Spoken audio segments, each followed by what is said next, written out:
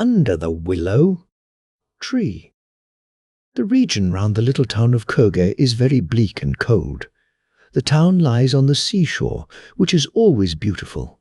But here it might be more beautiful than it is, for on every side the fields are flat, and it is a long way to the forest.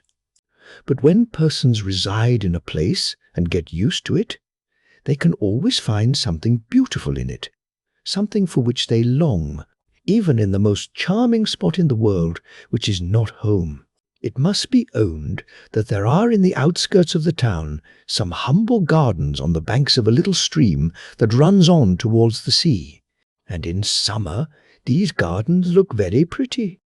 Such indeed was the opinion of two little children whose parents were neighbours, and who played in these gardens, and forced their way from one garden to the other through the gooseberry bushes that divided them. In one of the gardens grew an elder tree, and in the other an old willow, under which the children were very fond of playing. They had permission to do so, although the tree stood close by the stream, and they might easily have fallen into the water. But the eye of God watches over the little ones, otherwise they would never be safe. At the same time, these children were very careful not to go too near the water. Indeed, the boy was so afraid of it that in the summer, while the other children were splashing about in the sea, nothing could entice him to join them. They jeered and laughed at him, and he was obliged to bear it all as patiently as he could.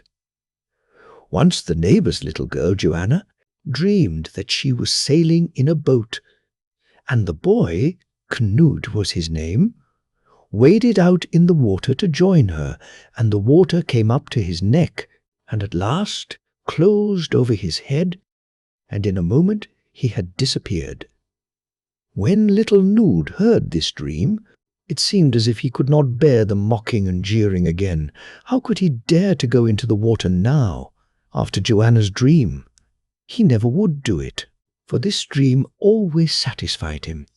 The parents of these children, who were poor, often sat together while Knud and Joanna played in the gardens or in the road. Along this road, a row of willow trees had been planted to separate it from a ditch on one side of it.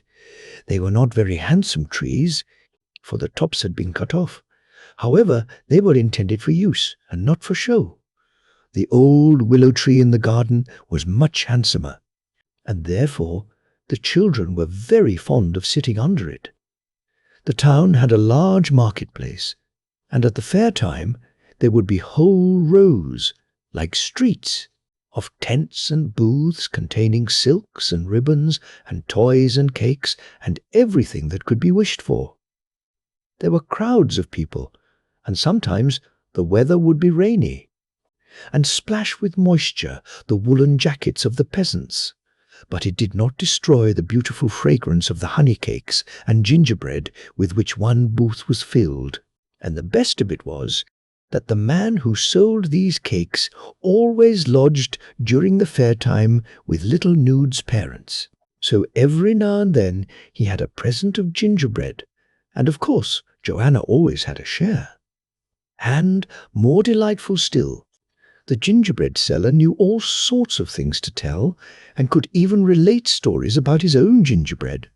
So one evening he told them a story that made such a deep impression on the children that they never forgot it.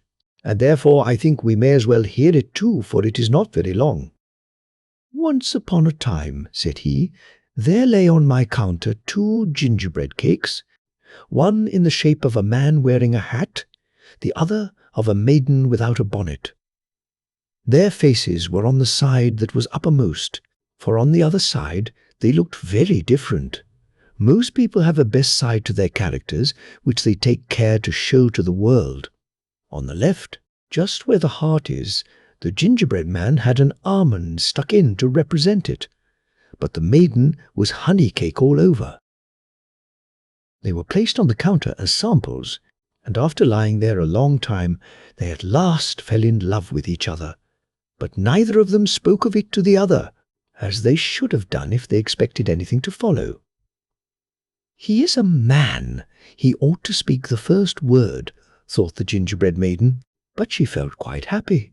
She was sure that her love was returned.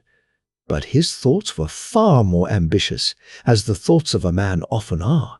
He dreamed that he was a real street boy, that he possessed 4 real pennies, and that he had bought the gingerbread lady and ate her up. And so they lay on the counter for days and weeks, till they grew hard and dry. But the thoughts of the maiden became ever more tender and womanly. "Ah, well, it is enough for me that I had been able to live on the same counter with him," said she one day, when suddenly, crack, and she broke in two. "Ah," said the gingerbread man to himself, "if she had only known of my love, she would have kept together a little longer. And here they both are, and that is their history," said the cake man. "You think the history of their lives and their silent love, which never came to anything, very remarkable, and there they are for you." So saying, he gave Joanna the gingerbread man, who was still quite whole, and to Nud the broken maiden. But the children had been so much impressed by the story that they had not the heart to eat the lovers up. The next day they went into the churchyard and took the 2 cake figures with them, and sat down under the church wall, which was covered with luxuriant ivy in summer and winter, and looked as if hung with rich tapestry. They stuck up the 2 gingerbread figures in the sunshine among the green leaves, and then told the story, and all about the silent love which came to nothing, to a group of children. They called it Love, because the story was so lovely, and the other children had the same opinion. But when they turned to look at the gingerbread pair, the broken maiden was gone. A great boy, out of wickedness, had eaten her up. At first the children cried about it, but afterwards, thinking very probably that the poor lover ought not to be left alone in the world, they ate him up too. But they never forgot the story. The 2 children still continued to play together by the elder tree and under the willow, and the little maiden sang beautiful songs, with a voice that was as clear as a bell. Nud, on the contrary, had not a note of music in him, but knew the words of the songs, and that, of course, is something. The people of Choge, and even the rich wife of the man who kept the fancy shop, would stand and listen while Joanna was singing and say, "She has really a very sweet voice." Those were happy days, but they could not last forever. The neighbors were separated, the mother of the little girl was dead, and her father had thoughts of marrying again, and of residing in the capital, where he had been promised a very lucrative appointment as messenger. The neighbors parted with tears. The children wept sadly, but their parents promised that they should write to each other at least once a year. After this, Nud was bound apprentice to a shoemaker. He was growing a great boy, and could not be allowed to run wild any longer. Besides, he was going to be confirmed. Ah, how happy he would have been on that festal day in Copenhagen with little Joanna. But he still remained at Køge, and had never seen the great city, though the town is not 5 miles from it. But far across the bay, when the sky was clear, the towers of Copenhagen could be seen, and on the day of his confirmation he saw distinctly the golden cross on the principal church glittering in the sun. How often his thoughts were with Joanna, but did she think of him? Yes. About Christmas came a letter from her father to Nud's parents, which stated that they were going on very well in Copenhagen, and mentioning particularly that Joanna's beautiful voice was likely to bring her a brilliant fortune in the future. She was engaged to sing at a concert, and she had already earned money by singing, out of which she sent her dear neighbors at Kyoge a whole $1 for them to make merry on Christmas Eve, and they were to drink her health. She had herself added this in a postscript, and in the same postscript she wrote, "Kind regards to Nud." The good neighbors wept, although the news was so pleasant, but they wept tears of joy. Nud's thoughts had been daily with Joanna, and now he knew that she also had thought of him, And the nearer the time came for his apprenticeship to end, the clearer did it appear to him that he loved Joanna, and that she must be his wife. And a smile came on his lips at the thought, and at one time he drew the thread so fast as he worked, and pressed his foot so hard against the knee strap that he ran the awl into his finger. But what did he care for that? He was determined not to play the dumb lover, as both the gingerbread cakes had done. The story was a good lesson to him. At length he became a journeyman, and then, for the first time, he prepared for a journey to Copenhagen with his knapsack packed and ready. A master was expecting him there, and he thought of Joanna, and how glad she would be to see him. She was now 17, and he 19 years old. He wanted to buy a gold ring for her in Choge, but then he recollected how far more beautiful such things would be in Copenhagen. So he took leave of his parents, and on a rainy day, late in the autumn, wandered forth on foot from the town of his birth. The leaves were falling from the trees, and by the time he arrived at his new master's in the great metropolis, he was wet through. On the following Sunday he intended to pay his first visit to Joanna's father. When the day came, the new journeyman's clothes were brought out, and a new hat, which he had brought in Choge. The hat became him very well, for hitherto he had only worn a cap. He found the house that he sought easily, but had to mount so many stairs that he became quite giddy. It surprised him to find how people lived over one another in this dreadful town. On entering a room in which everything denoted prosperity, Joanna's father received him very kindly. The new wife was a stranger to him, but she shook hands with him and offered him coffee. "Joanna will be very glad to see you," said her father. "You have grown quite a nice young man. You shall see her presently. She is a good child, and is the joy of my heart, and, please God, she will continue to be so. She has her own room now, and pays us rent for it." And the father knocked quite politely at a door, as if he were a stranger, and then they both went in. How pretty everything was in that room! A more beautiful apartment could not be found in the whole town of Choge. The queen herself could scarcely be better accommodated. There were carpets, and rugs, and window curtains hanging to the ground. Pictures and flowers were scattered about. There was a velvet chair, and a looking-glass against the wall, into which a person might be in danger of stepping, for it was as large as a door. All this Nude saw at a glance, and yet, in truth, he saw nothing but Joanna. She was quite grown up, and very different from what Nude had fancied her, and a great deal more beautiful. In all Kyoge there was not a girl like her, and how graceful she looked, although her glance at first was odd and not familiar, but for a moment only. Then she rushed towards him as if she would have kissed him. She did not, however, although she was very near it. Yes, she really was joyful at seeing the friend of her childhood once more, and the tears even stood in her eyes. Then she asked so many questions about Nude's parents, and everything, even to the elder tree and the willow, which she called Elder Mother and Willow Father, as if they had been human beings. And so, indeed, they might be, quite as much as the gingerbread cakes. Then she talked about them, and the story of their silent love, and how they lay on the counter together and split in two. And then she laughed heartily, but the blood rushed into Nude's cheeks, and his heart beat quickly. Joanna was not proud at all. He noticed that through her he was invited by her parents to remain the whole evening with them, and she poured out the tea and gave him a cup herself. And afterwards she took a book and read aloud to them, and it seemed to Nude as if the story was all about himself and his love, for it agreed so well with his own thoughts. And then she sang a simple song, which, through her singing, became a true story, and as if she poured forth the feelings of her own heart. "Oh," he thought, "she knows I am fond of her." The tears he could not restrain rolled down his cheeks, and he was unable to utter a single word. It seemed as if he had been struck dumb. When he left, she pressed his hand and said, "You have a kind heart.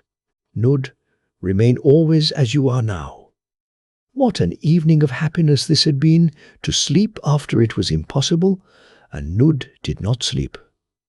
At parting, Joanna's father had said, "Now, you won't quite forget us. You must not let the whole winter go by without paying us another visit." So that Nud felt himself free to go again the following Sunday evening, and so he did. But every evening after working hours, and they worked by candlelight then, he walked out into the town and through the street in which Joanna lived to look up at her window. It was almost always lighted up, and one evening he saw the shadow of her face quite plainly on the window blind. That was a glorious evening for him. His master's wife did not like his always going out in the evening, idling, wasting time, as she called it, and she shook her head. But his master only smiled and said, "He is a young man, my dear, you know." "On Sunday I shall see her," said Nud to himself, "and I will tell her that I love her with my whole heart and soul, and that she must be my little wife. I know I am now only a poor journeyman shoemaker, but I will work and strive and become a master in time. Yes, I will speak to her. Nothing comes from silent love. I learnt that from the gingerbread cake story."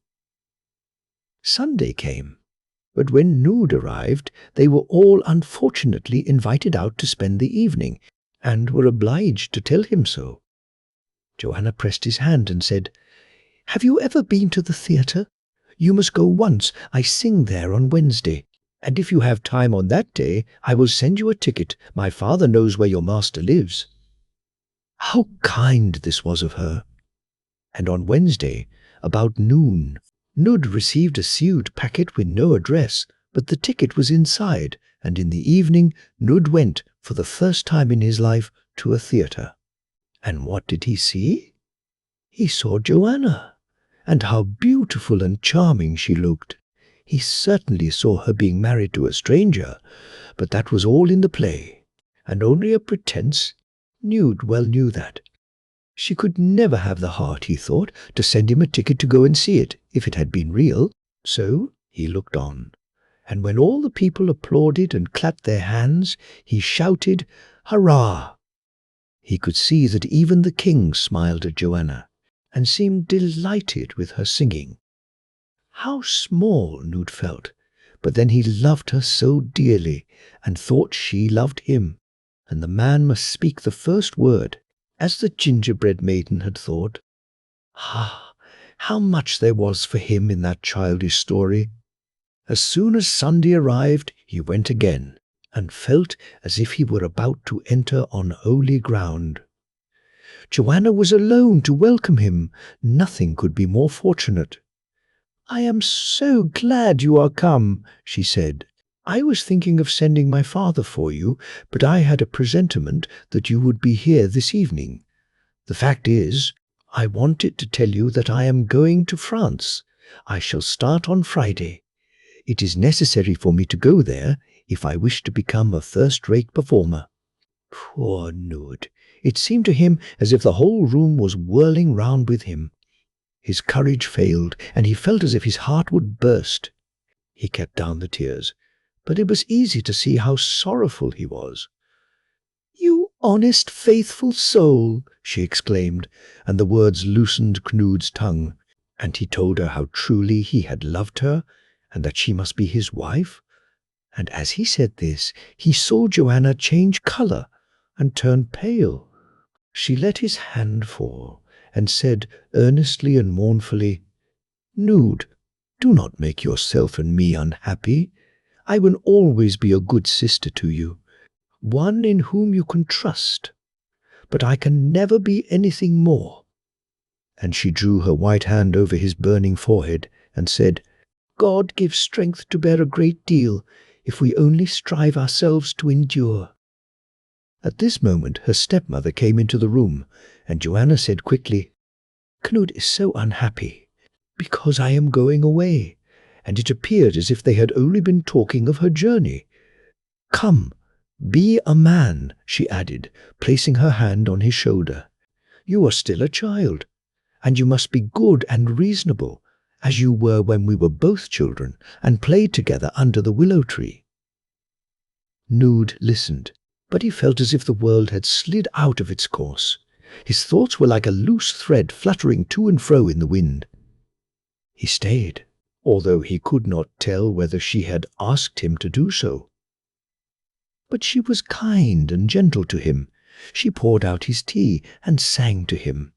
But the song had not the old tone in it, although it was wonderfully beautiful and made his heart feel ready to burst. And then he rose to go. He did not offer his hand, but she seized it and said, "Will you not shake hands with your sister at parting, my old playfellow?" And she smiled through the tears that were rolling down her cheeks. Again she repeated the word "brother," which was a great consolation certainly, and thus they parted. She sailed to France, and Knud wandered about the muddy streets of Copenhagen. The other journeyman in the shop asked him why he looked so gloomy, and wanted him to go and amuse himself with them, as he was still a young man. So he went with them to a dancing room. He saw many handsome girls there, but none like Joanna, and here, where he thought to forget her, she was more lifelike before his mind than ever. "God gives us strength to bear much if we try to do our best," she had said.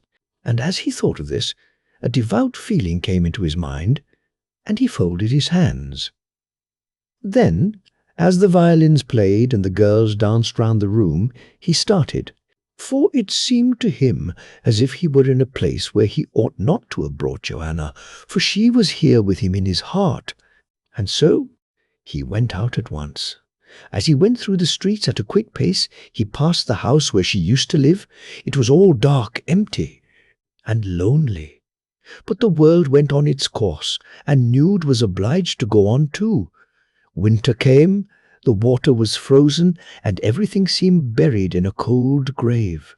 But when spring returned, and the first steamer prepared to sail, Knud was seized with a longing to wander forth into the world, but not to France. So he packed his knapsack and travelled through Germany, going from town to town, but finding neither rest or peace. It was not till he arrived at the glorious old town of Nuremberg that he gained the mastery over himself and rested his weary feet, and here he remained. Nuremberg is a wonderful old city, and looks as if it had been cut out of an old picture book. The streets seem to have arranged themselves according to their own fancy, and as if the houses objected to stand in rows or rank and file. Gables, with little towers, ornamented columns and statues, can be seen even to the city gate, and from the singular-shaped roofs, waterspouts, formed like dragons or long lean dogs, extend far across to the middle of the street. Here, in the marketplace, stood Knud, with his knapsack on his back, close to one of the old fountains which are so beautifully adorned with figures, scriptural and historical, and which spring up between the sparkling jets of water. A pretty servant-maid was just filling her pails, and she gave Knud a refreshing draught. She had a handful of roses, and she gave him one, which appeared to him like a good omen for the future. From a neighbouring church came the sounds of music, and the familiar tones reminded him of the organ at home at Kyoge, so he passed into the great cathedral. The sunshine streamed through the painted glass windows and between two lofty slender pillars. His thoughts became prayerful, and calm peace rested on his soul. He next sought and found a good master in Nuremberg, with whom he stayed and learnt the German language. The old moat round the town had been converted into a number of little kitchen gardens, but the high walls, with their heavy-looking towers, are still standing. Inside these walls the rope-maker twisted his ropes along a walk built like a gallery, and in the cracks and crevices of the walls elder bushes grow and stretch their green boughs over the small houses which stand below. In one of these houses lived the master for whom Nood worked, and over the little garret window where he sat, the elder tree waved its branches. Here he dwelt through one summer and winter, but when spring came again he could endure it no longer. The elder was in blossom, and its fragrance was so homelike that he fancied himself back again in the gardens of Choge. So Nood left his master and went to work for another who lived farther in the town, where no elder grew.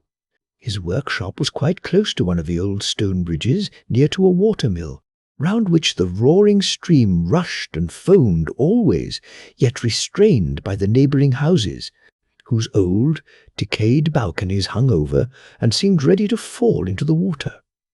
Here grew no elder.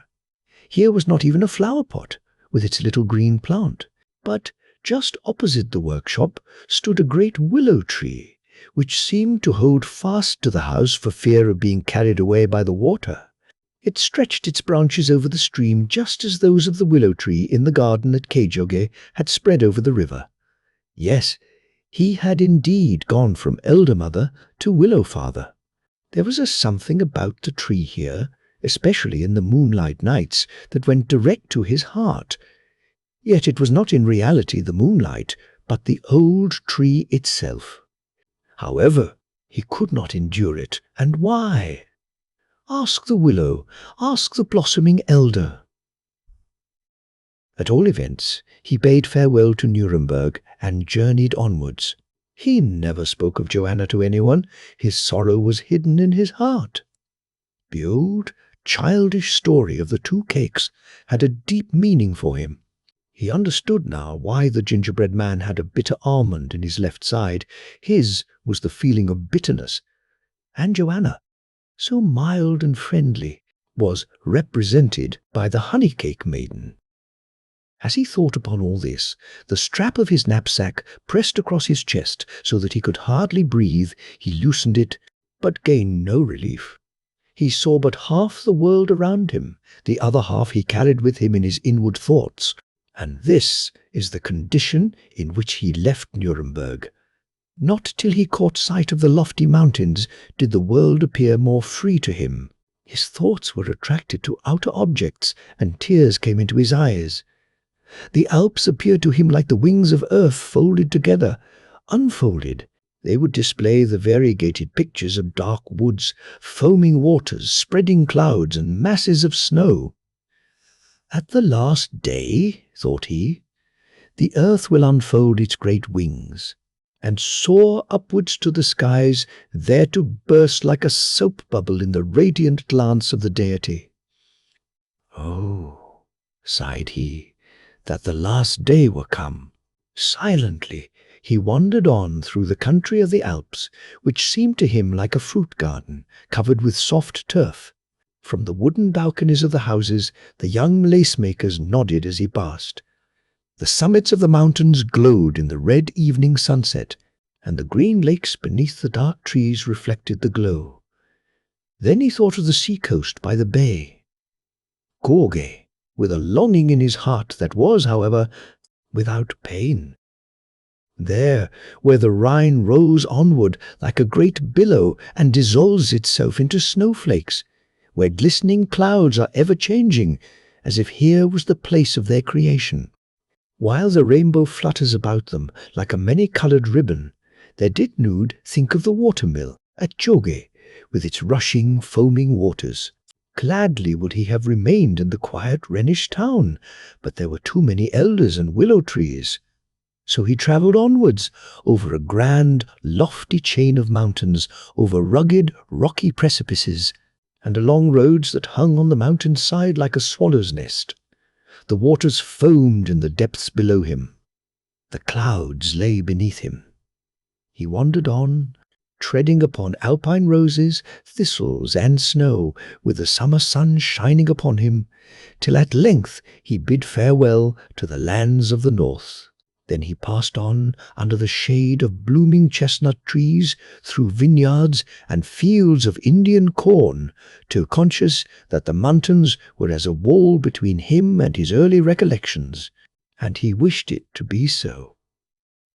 Before him lay a large and splendid city called Milan, and here he found a German master who engaged him as a workman. The master and his wife, in whose workshop he was employed, were an old, pious couple, and the two old people became quite fond of the quiet journeyman, who spoke but little, but worked more, and led a pious Christian life, and even to himself it seemed as if God had removed the heavy burden from his heart. His greatest pleasure was to climb, now and then, to the roof of the noble church, which was built of white marble. The pointed towers, the decorated and open cloisters, the stately columns, the white statues which smiled upon him from every corner and porch and arch, all, even the church itself, seemed to him to have been formed from the snow of his native land. Above him was the blue sky, below him the city and the wide-spreading plains of Lombardy, and towards the north the lofty mountains covered with perpetual snow. And then he thought of the church of Choga, with its red ivy-clad walls. But he had no longing to go there. Here, beyond the mountains, he would die and be buried. 3 years had passed away since he left his home. 1 year of that time he had dwelt at Milan. One day his master took him into the town, not to the circus in which riders performed, but to the opera, a large building, itself a sight well worth seeing. The 7 tiers of boxes, which reached from the ground to a dizzy height, near the ceiling, were hung with rich silken curtains, and in them were seated elegantly dressed ladies with bouquets of flowers in their hands. The gentlemen were also in full dress, and many of them wore decorations of gold and silver. The place was so brilliantly lighted that it seemed like sunshine, and glorious music rolled through the building. Everything looked more beautiful than in the theatre at Copenhagen. But then Joanna had been there, and could it be? Yes, it was like magic. She was here also, for when the curtain rose, there stood Joanna, dressed in silk and gold, and with a golden crown upon her head. She sang, he thought, as only an angel could sing, and then she stepped forward to the front and smiled, as only Joanna could smile, and looked directly at Nud. Poor Nud! He seized his master's hand and cried out loud, "Joanna!" But no one heard him, excepting his master, for the music sounded above everything. "Yes, yes, it is Joanna," said his master, and he drew forth a printed bill and pointed to her name, which was there in full. Then it was not a dream. All the audience applauded her, and threw wreaths of flowers at her, and every time she went away they called for her again, so that she was always coming and going. In the street the people crowded round her carriage and drew it away themselves without the horses. Nud was in the foremost row and shouted as joyously as the rest, and when the carriage stopped before a brilliantly lighted house, Nud placed himself close to the door of her carriage. It flew open, and she stepped out. The light fell upon her dear face, and he could see that she smiled as she thanked them and appeared quite overcome. Nud looked straight in her face, and she looked at him, but she did not recognize him. A man, with a glittering star on his breast, gave her his arm, and people said the two were engaged to be married. Then Nud went home and packed up his knapsack. He felt he must return to the home of his childhood, to the elder tree and the willow. Ah, under that willow tree a man may live a whole life in 1 single hour. The old couple begged him to remain, but words were useless. In vain they reminded him that winter was coming, and that the snow had already fallen on the mountains. He said he could easily follow the track of the closely moving carriages, for which a path must be kept clear, and with nothing but his knapsack on his back and leaning on his stick, he could step along briskly. So He turned his steps to the mountains, ascended one side and descended the other, still going northward till his strength began to fail. And not a house or village could be seen. The stars shone in the sky above him, and down in the valley lights glittered like stars, as if another sky were beneath him. But his head was dizzy, and his feet stumbled, and he felt ill. The lights in the valley grew brighter and brighter, and more numerous, and he could see them moving to and fro. And then he understood that there must be a village in the distance. So he exerted his failing strength to reach it, and at length obtained shelter in a humble lodging. He remained there that night and the whole of the following day, for his body required rest and refreshment. And in the valley there was rain and a thaw. But early in the morning of the third day, a man came with an organ and played one of the melodies of home. And after that, Nood could remain there no longer. So he started again on his journey toward the north. He travelled for many days with hasty steps, as if he were trying to reach home before all whom he remembered should die. But he spoke to no one of this longing. No one would have believed or understood this sorrow of his heart, the deepest that can be felt by human nature. Such grief is not for the world. It is not entertaining even to friends. And poor Nood had no friends. He was a stranger, wandering through strange lands to his home in the north. He was walking one evening through the public roads. The country around him was flatter, with fields and meadows. The air had a frosty feeling. A willow tree grew by the roadside. Everything reminded him of home. He felt very tired, so he sat down under the tree and very soon began to nod. Then his eyes closed in sleep. Yet still he seemed conscious that the willow tree was stretching its branches over him in his dreaming state. The tree appeared like a strong old man, the willow father himself, who had taken his tired son up in his arms to carry him back to the land of home, to the garden of his childhood, on the bleak open shores of Choge. And then he dreamed that it was really the willow tree itself from Choge, which had travelled out in the world to seek him, and now had found him and carried him back into the little garden on the banks of the streamlet. And there stood Joanna in all her splendour, with the golden crown on her head, as he had last seen her, to welcome him back. And then there appeared before him two remarkable shapes, which looked much more like human beings than when he had seen them in his childhood. They were changed, but he remembered that they were the two gingerbread cakes, the man and the woman, who had shown their best sides to the world and looked so good. "We thank you," they said to Nood, "for you have loosened our tongues. We have learnt from you that thoughts should be spoken freely, or nothing will come of them. And now something has come of our thoughts, for we are engaged to be married." Then they walked away, hand in hand, through the streets of Choge, looking very respectable on the best side, which they were quite right to show. They turned their steps to the church, and Nude and Joanna followed them, also walking hand in hand. There stood the church, as of old, with its red walls on which the green ivy grew. The great church door flew open wide, and as they walked up the broad aisle, soft tones of music sounded from the organ. "Our master first," said the gingerbread pair, making room for Nud and Joanna. As they knelt at the altar, Joanna bent her head over him, and cold, icy tears fell on his face from her eyes.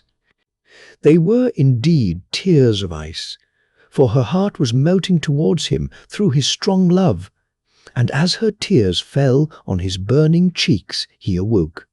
He was still sitting under the willow tree in a strange land, on a cold winter evening, with snow and hail falling from the clouds and beating upon his face. "That was the most delightful hour of my life," said he, "although it was only a dream.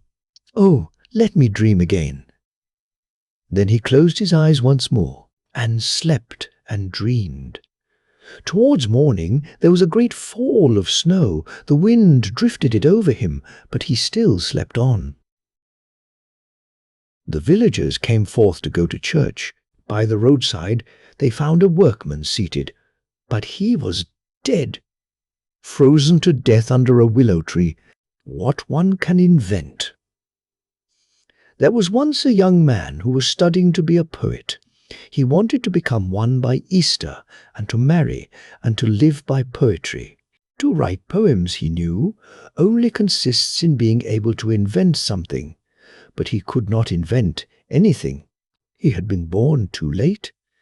Everything had been taken up before he came into the world, and everything had been written and told about. "Happy people who were born 1,000 years ago," said he. It was an easy matter for them to become immortal. Happy even was he who was born 100 years ago, for then there was still something about which a poem could be written. Now the world is written out, and what can I write poetry about? Then he studied till he became ill and wretched, the wretched man. No doctor could help him, but perhaps the wise woman could.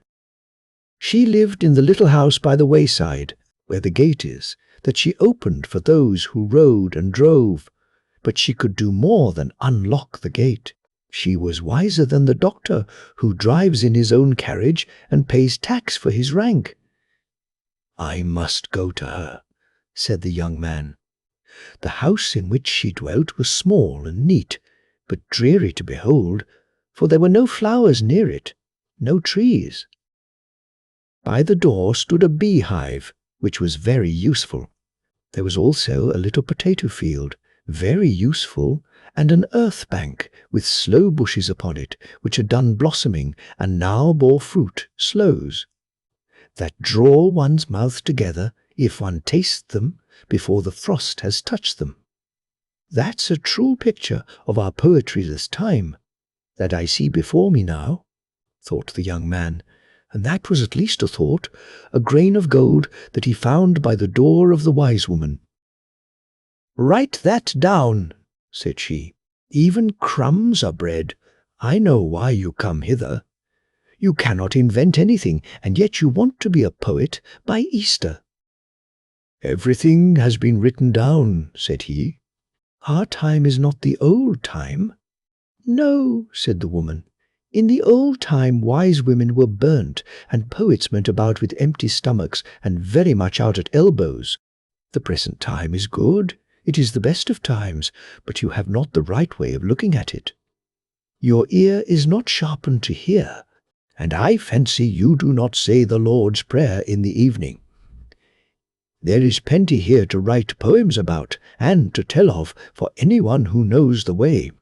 You can read it in the fruits of the earth, you can draw it from the flowing and the standing water, but you must understand how. You must understand how to catch a sunbeam. Now just you try my spectacles on, and put my ear trumpet to your ear, and then pray to God, and leave off thinking of yourself." The last was a very difficult thing to do, more than a wise woman ought to ask. He received the spectacles and the ear trumpet, and was posted in the middle of the potato field. She put a great potato into his hand. Sounds came from within it. There came a song with words, the history of the potato, an everyday story in 10 parts, an interesting story, and 10 lines were enough to tell it in. And what did the potato sing? She sang of herself and of her family, of the arrival of the potato in Europe, of the misrepresentation to which she had been exposed before she was acknowledged, as she is now, to be a greater treasure than a lump of gold.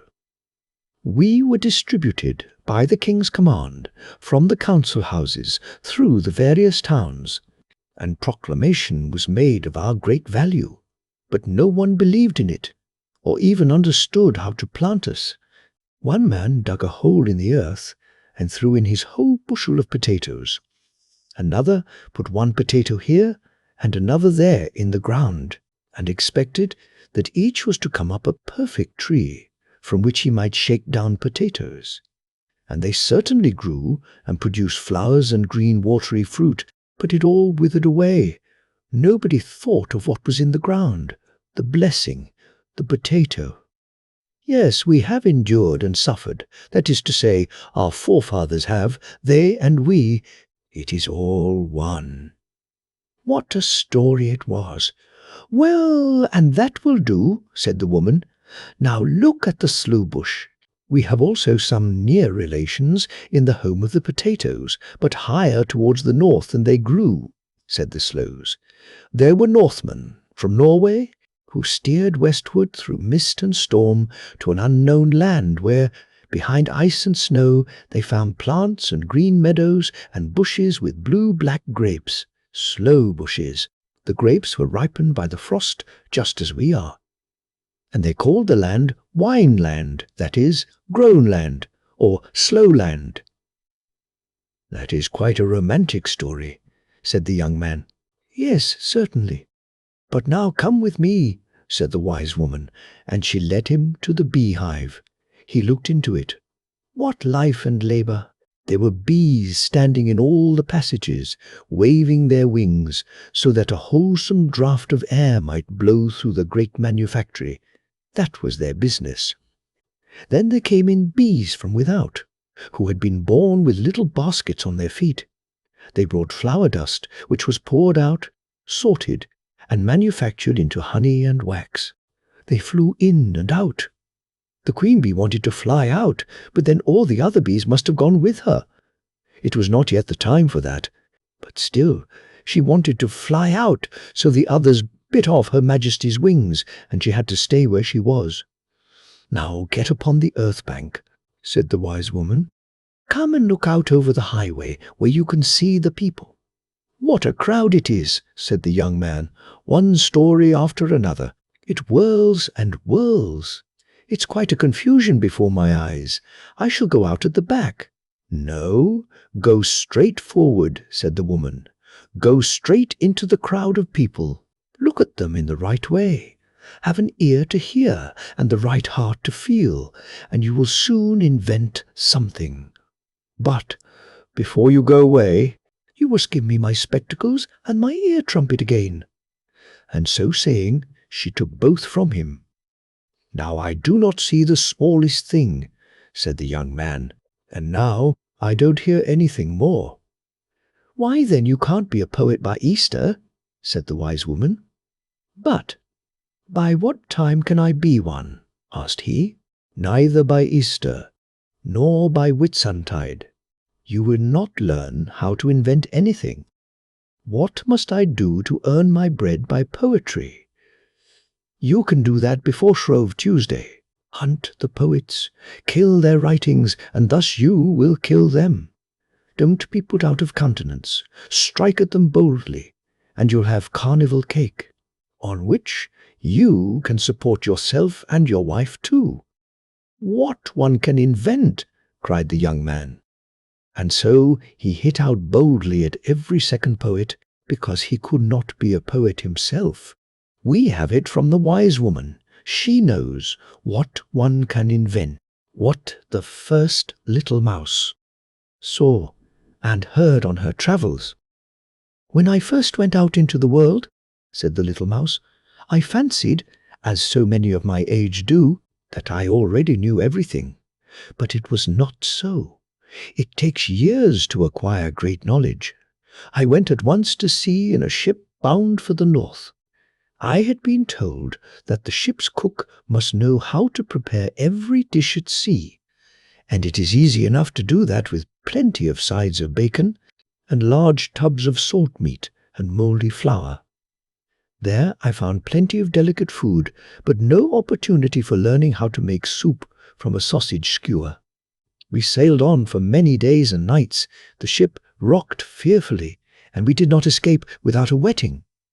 As soon as we arrived at the port to which the ship was bound, I left it and went on shore at a place far towards the north.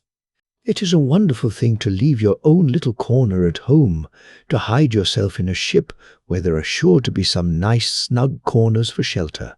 Then suddenly to find yourself thousands of miles away in a foreign land. I saw large pathless forests of pine and birch trees, which smelt so strong that I sneezed and thought of sausage.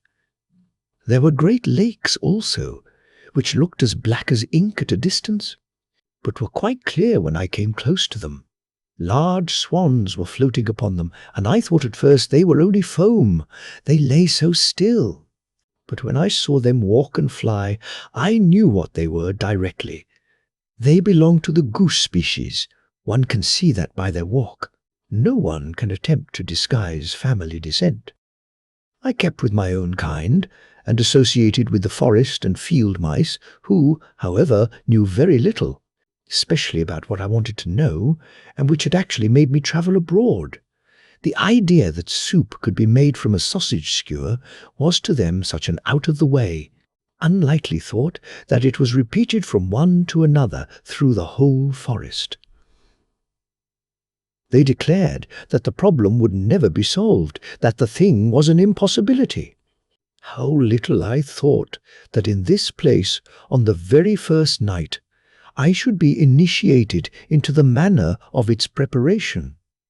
It was the height of summer, which the mice told me was the reason that the forest smelt so strong, and that the herbs were so fragrant, and the lakes with the white swimming swans so dark, and yet so clear. On the margin of the wood, near to 3 or 4 houses, a pole, as large as the mainmast of a ship, had been erected, and from the summit hung wreaths of flowers and fluttering ribbons. It was the maypole. Lads and lasses danced round the pole, and tried to outdo the violins of the musicians with their singing.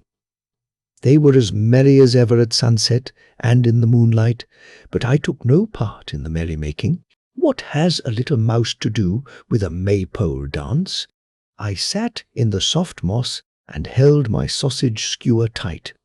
The moon threw its beams particularly on one spot where stood a tree covered with exceedingly fine moss. I may almost venture to say that it was as fine and soft as the fur of the mouse-king, but it was green, which is a colour very agreeable to the eye. All at once I saw the most charming little people marching towards me. They did not reach higher than my knee. They looked like human beings, but were better proportioned, and they called themselves elves. Their clothes were very delicate and fine, for they were made of the leaves of flowers, trimmed with the wings of flies and gnats, which had not a bad effect. By their manner it appeared as if they were seeking for something, I knew not what, till at last one of them espied me and came towards me, and the foremost pointed to my sausage skewer and said, "There, that is just what we want. See, it is pointed at the top. Is it not capital?" And the longer he looked at my pilgrim's staff, the more delighted he became.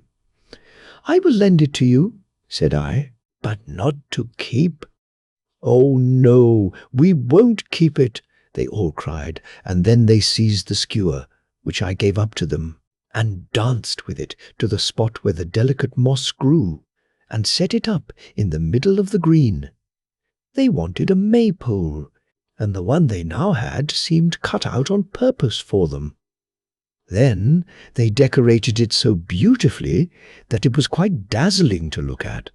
Little spiders spun golden threads around it, and then it was hung with fluttering veils and flags so delicately white that they glittered like snow in the moonshine. After that, they took colours from the butterfly's wing and sprinkled them over the white drapery, which gleamed as if covered with flowers and diamonds, so that I could not recognize my sausage skewer at all. Such a maypole had never been seen in all the world as this. Then came a great company of real elves. Nothing could be finer than their clothes, and they invited me to be present at the feast. But I was to keep at a certain distance, because I was too large for them. Then commenced such music that it sounded like 1,000 glass bells. and was so full and strong that I thought it must be the song of the swans. I fancied also that I heard the voices of the cuckoo and the blackbird, and it seemed at last as if the whole forest sent forth glorious melodies. The voices of children, the tinkling of bells, and the songs of the birds, and all this wonderful melody came from the elfin maypole. My sausage peg was a complete peal of bells. I could scarcely believe that so much could have been produced from it, till I remembered into what hands it had fallen. I was so much affected that I wept tears such as a little mouse can weep, but they were tears of joy. The night was far too short for me. There are no long nights there in summer, as we often have in this part of the world. When the morning dawned, and the gentle breeze rippled the glassy mirror of the forest lake, all the delicate veils and flags fluttered away into thin air.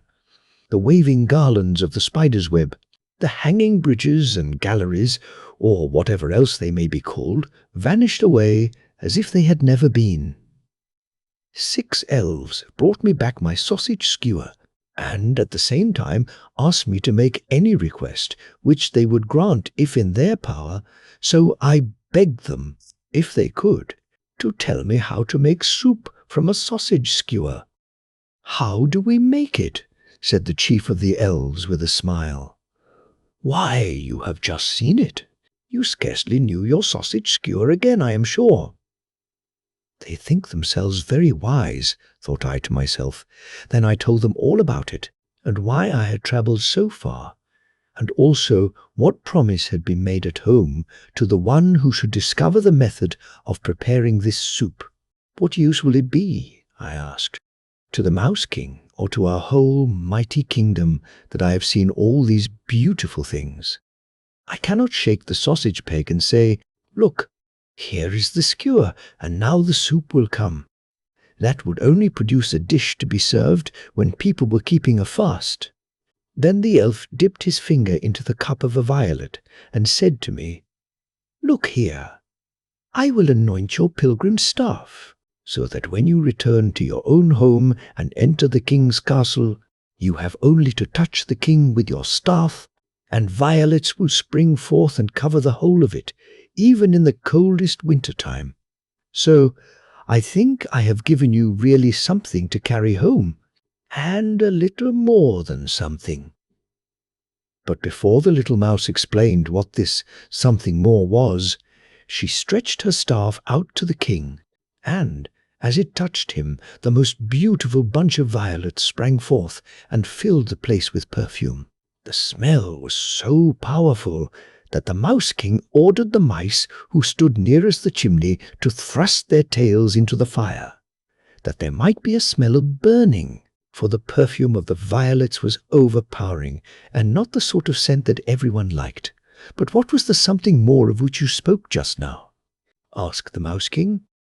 "Why," answered the little mouse, "I think it is what they call effect." And thereupon she turned the staff round, and behold, not a single flower was to be seen upon it. She now only held the naked skewer, and lifted it up as a conductor lifts his baton at a concert. "Violets," the elf told me, continued the mouse, "are for the sight, the smell, and the touch, so we have only now to produce the effect of hearing and tasting." And then, as the little mouse beat time with her staff, there came sounds of music. Not such music as was heard in the forest at the elfin feast, but such as is often heard in the kitchen, the sounds of boiling and roasting. It came quite suddenly, like wind rushing through the chimneys, and seemed as if every pot and kettle were boiling over. The fire shovel clattered down on the brass fender, and then, quite as suddenly, all was still. Nothing could be heard but the light, vapoury song of the tea kettle, which was quite wonderful to hear, for no one could rightly distinguish whether the kettle was just beginning to boil or going to stop. And the little pot steamed, and the great pot simmered, but without any regard for each. Indeed, there seemed no sense in the pots at all. and as the little mouse waved her baton still more wildly, the pots foamed and threw up bubbles and boiled over, while again the wind roared and whistled through the chimney, and at last there was such a terrible hubbub that the little mouse let her stick fall. "That is a strange sort of soup," said the Mouse King. "Shall we not now hear about the preparation?" "That is all," answered the little mouse with a bow. "That all," said the Mouse King. "Then we shall be glad to hear what information the next may have to give us." What the fourth mouse, who spoke before the third, had to tell. "I started off at once to the largest town," said she, "but the name of it has escaped me. I have a very bad memory for names. I was carried from the railway with some forfeited goods to the jail, and on arriving I made my escape and ran into the house of the turnkey." The turnkey was speaking of his prisoners, especially of one who had uttered thoughtless words. These words had given rise to other words, and at length they were written down and registered. "The whole affair is like making soup of sausage skewers," said he, "but the soup may cost him his neck." "Now this raised in me an interest for the prisoner," continued the little mouse, "and I watched my opportunity, and slipped into his apartment, for there is a mouse hole to be found behind every closed door." The prisoner looked pale. He had a great beard and large, sparkling eyes. There was a lamp burning, but the walls were so black that they only looked the blacker for it. The prisoner scratched pictures and verses with white chalk on the black walls, but I did not read the verses. I think he found his confinement wearisome, so that I was a welcome guest. He enticed me with breadcrumbs, with whistling, and with gentle words, and seemed so friendly towards me that by degrees I gained confidence in him, and we became friends. He divided his bread and water with me, gave me cheese and sausage, and I really began to love him. Altogether, I must own that it was a very pleasant intimacy. He let me run about on his hand and on his arm, and into his sleeve, and I even crept into his beard, and he called me his little friend. I forgot what I had come out into the world for, forgot my sausage skewer which I had laid in a crack in the floor. It is lying there still. I wished to stay with him always where I was, for I knew that if I went away the poor prisoner would have no one to be his friend, which is a sad thing. I stayed, but he did not. He spoke to me so mournfully for the last time, gave me double as much bread and cheese as usual, and kissed his hand to me. Then he went away, and never came back. I know nothing more of his history. The jailer took possession of me now. He said something about soup from a sausage skewer, but I could not trust him. He took me in his hand, certainly, but it was to place me in a cage like a treadmill. Oh, how dreadful it was! I had to run round and round without getting any farther in advance, and only to make everybody laugh. The jailer's granddaughter was a charming little thing. She had curly hair like the brightest gold, merry eyes, and such a smiling mouth. "You poor little mouse," said she one day as she peeped into my cage, "I will set you free." She then drew forth the iron fastening, and I sprang out on the window-sill, and from thence to the roof. Free! Free! That was all I could think of, not of the object of my journey. It grew dark, and as night was coming on I found a lodging in an old tower, where dwelt a watchman and an owl. I had no confidence in either of them, least of all in the owl, which is like a cat, and has a great failing, for she eats mice. One may, however, be mistaken sometimes, and so was I, for this was a respectable and well-educated old owl, who knew more than the watchman, and even as much as I did myself. The young owls made a great fuss about everything, but the only rough words she would say to them were, "You had better go and make some soup from sausage skewers." She was very indulgent and loving to her children. Her conduct gave me such confidence in her that from the crack where I sat I called out "Squeak." This confidence of mine pleased her so much that she assured me she would take me under her own protection, and that not a creature should do me harm. The fact was, she wickedly meant to keep me in reserve for her own eating in winter, when food would be scarce. Yet she was a very clever lady owl. She explained to me that the watchman could only hoot with the horn that hung loose at his side, and then she said he is so terribly proud of it that he imagines himself an owl in the tower, wants to do great things, but only succeeds in small, all soup on a sausage skewer. Then I begged the owl to give me the recipe for this soup. "Soup from a sausage skewer," said she, "is only a proverb amongst mankind, and may be understood in many ways. Each believes his own way the best, and after all, the proverb signifies nothing." "Nothing!" I exclaimed. I was quite struck. Truth is not always agreeable, but truth is above everything else, as the old owl said. I thought over all this, and saw quite plainly that if truth was really so far above everything else, it must be much more valuable than soup from a sausage skewer. So I hastened to get away, that I might be home in time and bring what was highest and best and above everything, namely, the truth. The mice are an enlightened people, and the Mouse King is above them all. He is therefore capable of making me queen for the sake of truth. "Your truth is a falsehood," said the mouse who had not yet spoken. "I can prepare the soup, and I mean to do so. What the moon saw."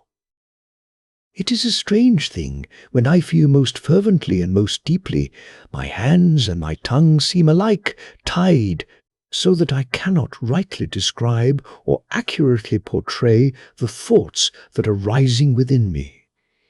And yet I am a painter. My eye tells me as much as that, and all my friends who have seen my sketches and fancies say the same. I am a poor lad, and live in one of the narrowest of lanes, but I do not want for light, as my room is high up in the house, with an extensive prospect over the neighbouring roofs. During the first few days I went to live in the town, I felt low-spirited and solitary enough. Instead of the forest and the green hills of former days, I had here only a forest of chimney-pots to look out upon. And then I had not a single friend, not one familiar face greeted me. So one evening I sat at the window in a desponding mood, and presently I opened the casement and looked out. Oh, how my heart leaped up with joy! Here was a well-known face at last, a round, friendly countenance, the face of a good friend I had known at home. In fact, it was the moon that looked in upon me. He was quite unchanged, the dear old moon, and had the same face exactly that he used to show when he peered down upon me through the willow trees on the moor. I kissed my hand to him over and over again, as he shone far into my little room, and he, for his part, promised me that every evening, when he came abroad, he would look in upon me for a few moments.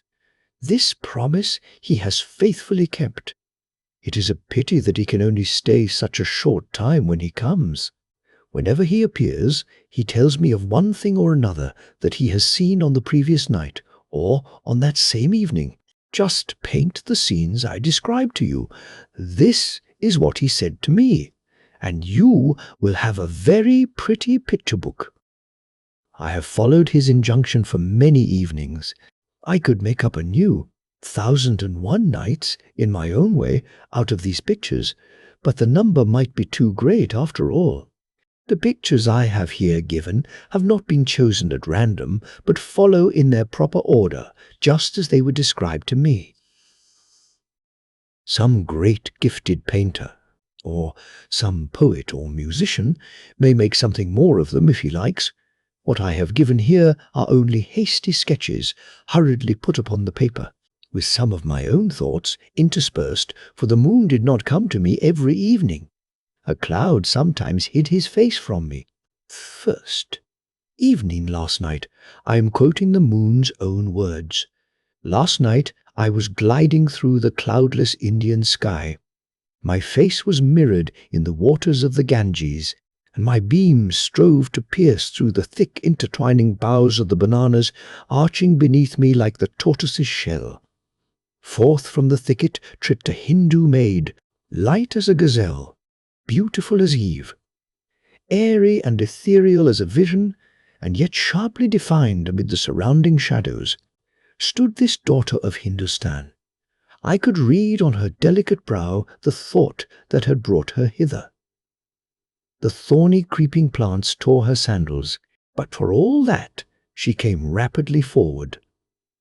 The deer that had come down to the river to quench her thirst sprang by with a startled bound, for in her hand the maiden bore a lighted lamp. I could see the blood in her delicate fingertips as she spread them for a screen before the dancing flame. She came down to the stream and set the lamp upon the water and let it float away.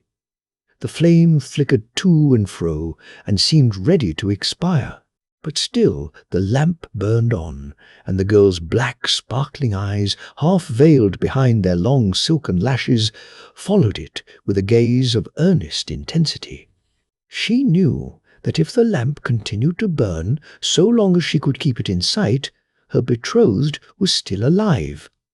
But if the lamp was suddenly extinguished, he was dead. And the lamp burned bravely on, and she fell on her knees and prayed. Near her in the grass lay a speckled snake, but she heeded it not. She thought only of Brahma and of her betrothed. "He lives!" she shouted joyfully. "He lives!" And from the mountains the echo came back upon her. "He lives!" "Second evening yesterday," said the moon to me, "I looked down upon a small courtyard surrounded on all sides by houses. In the courtyard sat a clucking hen with 11 chickens, and a pretty little girl was running and jumping around them. The hen was frightened and screamed and spread out her wings over the little brood. Then the girl's father came out and scolded her, and I glided away and thought no more of the matter. But this evening, only a few minutes ago, I looked down into the same courtyard. Everything was quiet. But presently the little girl came forth again, crept quietly to the hen house, pushed back the bolt, and slipped into the apartment of the hen and chickens. They cried out loudly and came fluttering down from their perches and ran about in dismay, and the little girl ran after them.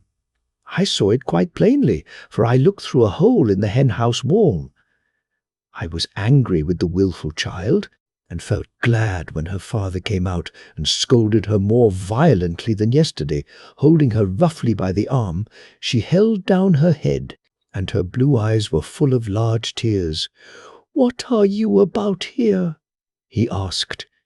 She wept and said, "I wanted to kiss the hen and beg her pardon for frightening her yesterday, but I was afraid to tell you." And the father kissed the innocent child's forehead, and I kissed her on the mouth and eyes. Third evening. In the narrow street round the corner yonder, it is so narrow that my beams can only glide for a minute along the walls of the house. But in that minute I see enough to learn what the world is made of. In that narrow street I saw a woman. 16 years ago that woman was a child, playing in the garden of the old parsonage in the country. The hedges of rosebush were old, and the flowers were faded.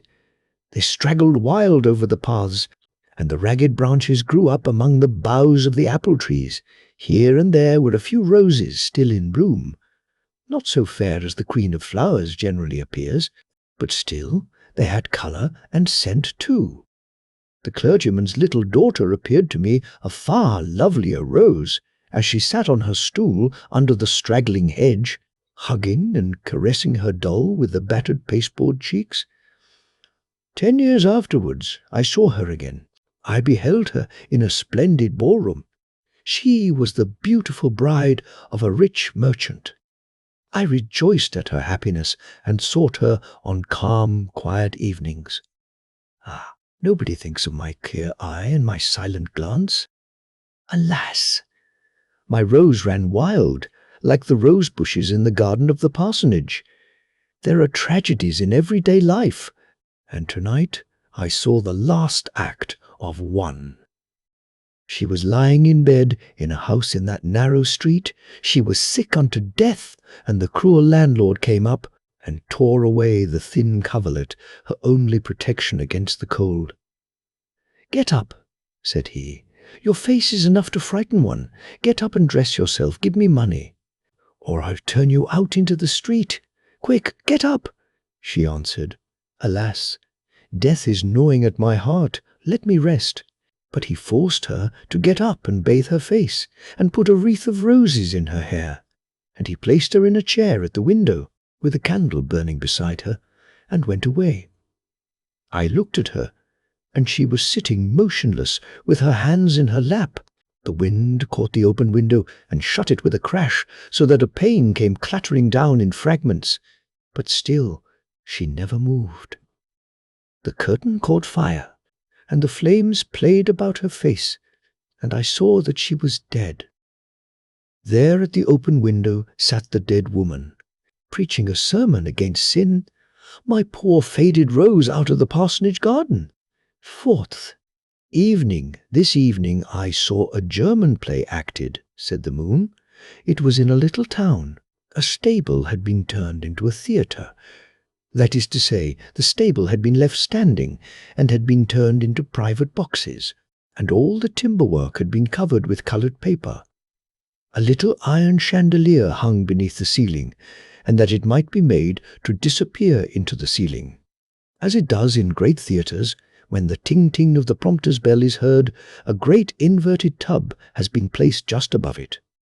Ting-ting! And the little iron chandelier suddenly rose at least half a yard and disappeared in the tub. And that was the sign that the play was going to begin. A young nobleman and his lady, who happened to be passing through the little town, were present at the performance, and consequently the house was crowded, but under the chandelier was a vacant space, like a little crater. Not a single soul sat there, for the tallow was dropping, drip, drip. I saw everything, for it was so warm in there that every loophole had been opened. The male and female servants stood outside, peeping through the chinks, although a real policeman was inside, threatening them with a stick. Close by the orchestra could be seen. The noble young couple in 2 old armchairs, which were usually occupied by his worship, the mayor and his lady, but these latter were today obliged to content themselves with wooden forms, just as if they had been ordinary citizens, and the lady observed quietly to herself, "One sees now that there is rank above rank," and this incident gave an air of extra festivity to the whole proceedings. The chandelier gave little leaps, the crowd got their knuckles rapped, and I, the moon, was present at the performance from beginning to end. "5th evening yesterday," began the moon, "I looked down upon the turmoil of Paris. My eye penetrated into an apartment of the Louvre. An old grandmother, poorly clad, she belonged to the working class, was following one of the under-servants into the great empty throne-room, for this was the apartment she wanted to see, that she was resolved to see. It had cost her many a little sacrifice and many a coaxing word to penetrate thus far. She folded her thin hands and looked round with an air of reverence, as if she had been in a church. Here it was, she said, here. And she approached the throne, from which hung the rich velvet fringed with gold lace. There, she exclaimed, there. And she knelt and kissed the purple carpet. I think she was actually weeping. But it was not this very velvet, observed the footman, and a smile played about his mouth. True, but it was this very place, replied the woman, and it must have looked just like this. It looked so, and yet it did not, observed the man. The windows were beaten in, and the doors were off their hinges, and there was blood upon the floor. But for all that you can say, my grandson died upon the throne of France. Died, mournfully repeated the old woman. I do not think another word was spoken, and they soon quitted the hall. The evening twilight faded, and my light shone doubly vivid upon the rich velvet that covered the throne of France. Now who do you think this poor woman was? Listen, I will tell you a story. It happened in the Revolution of July, on the evening of the most brilliantly victorious day, when every house was a fortress, every window a breastwork. The people stormed the Tuileries. Even women and children were to be found among the combatants. They penetrated into the apartments and halls of the palace. A poor half-grown boy in a ragged blouse fought among the older insurgents. Mortally wounded with several bayonet thrusts, he sank down. This happened in the throne room. They laid the bleeding youth upon the throne of France, wrapped the velvet around his wounds, and his blood streamed forth upon the imperial purple. There was a picture, the splendid hall, the fighting groups, a torn flag upon the ground, the tricolour was waving above the bayonets, and on the throne lay the poor lad with the pale, glorified countenance, his eyes turned towards the sky, his limbs writhing in the death agony, his breast bare, and his poor tattered clothing half hidden by the rich velvet embroidered with silver lilies. At the boy's cradle a prophecy had been spoken. He will die on the throne of France. The mother's heart dreamt of a second Napoleon. My beams have kissed the wreath of immortelles on his grave, and this night they kissed the forehead of the old grandame, while in a dream the picture floated before her which thou mayest draw, the poor boy on the throne of France. 6th evening. I've been in Uppsala, said the moon. I looked down upon the great plain covered with coarse grass, and upon the barren fields. I mirrored my face in the Tyris river, while the steamboat drove the fish into the rushes. Beneath me floated the waves, throwing long shadows on the so-called graves of Odin, Thor, and Frigga. In the scanty turf that covers the hill, side names have been cut. There is no monument here, no memorial on which the traveller can have his name carved, no rocky wall on whose surface he can get it painted, so visitors have the turf cut away for that purpose. The naked earth peers through in the form of great letters and names. These form a network over the whole hill. Here is an immortality which lasts till the fresh turf grows. Up on the hill stood a man, a poet. He emptied the mead horn with the broad silver rim and murmured a name. He begged the winds not to betray him, but I heard the name. I knew it. A count's coronet sparkles above it, and therefore he did not speak it out. I smiled, for I knew that a poet's crown adorns his own name. The nobility of Eleonora d'Este is attached to the name of Tassel, and I also know where the rose of beauty blooms. Thus spake the moon, and a cloud came between us. May no cloud separate the poet from the rose. 7th evening. Along the margin of the shore stretches a forest of firs and beeches, and fresh and fragrant is this wood. Hundreds of nightingales visit it every spring. Close beside it is the sea, the ever-changing sea, and between the two is placed the broad high road. One carriage after another rolls over it, but I did not follow them, for my eye loves best to rest upon one point. A Hun's grave lies there, and the sloe and blackthorn grow luxuriantly among the stones. Here is true poetry in nature. And how do you think men appreciate this poetry? I will tell you what I heard there last evening and during the night. First, two rich landed proprietors came driving by. "Those are glorious trees," said the first. "Certainly, there are 10 loads of firewood in each," observed the other. "It will be a hard winter, and last year we got $14 a load, and they were gone." "The road here is wretched," observed another man who drove past. "That's the fault of those horrible trees," replied his neighbor. "There is no free current of air, the wind can only come from the sea." And they were gone. The stagecoach went rattling past. All the passengers were asleep at this beautiful spot. The postilion blew his horn, but he only thought, "I can play capitally. It sounds well here. I wonder if those in there like it." And the stagecoach vanished. Then two young fellows came galloping up on horseback. "There's youth and spirit in the blood here," thought I, and, indeed, they looked with a smile at the moss-grown hill and thick forest. "I should not dislike a walk here with the miller's Christine," said one, and they flew past. The flowers scented the air. Every breath of air was hushed.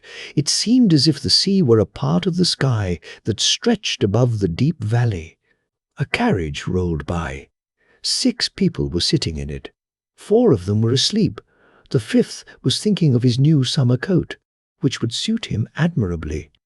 The 6th turned to the coachman and asked him if there were anything remarkable connected with yonder heap of stones.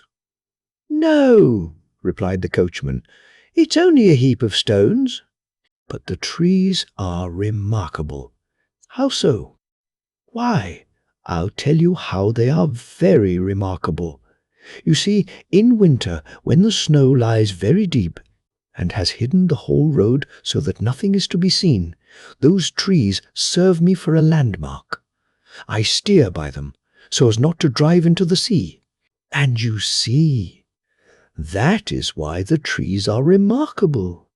Now came a painter. He spoke not a word, but his eyes sparkled. He began to whistle. At this, the nightingale sang louder than ever. "Hold your tongues," he cried testily, and he made accurate notes of all the colors and transitions, blue and lilac and dark brown. "That will make a beautiful picture," he said. He took it in just as a mirror takes in a view, and as he worked, he whistled a march of Rossini. And last of all came a poor girl. She laid aside the burden she carried and sat down to rest upon the Hun's grave. Her pale, handsome face was bent in a listening attitude towards the forest. Her eyes brightened. She gazed earnestly at the sea and the sky. Her hands were folded, and I think she prayed, "Our Father."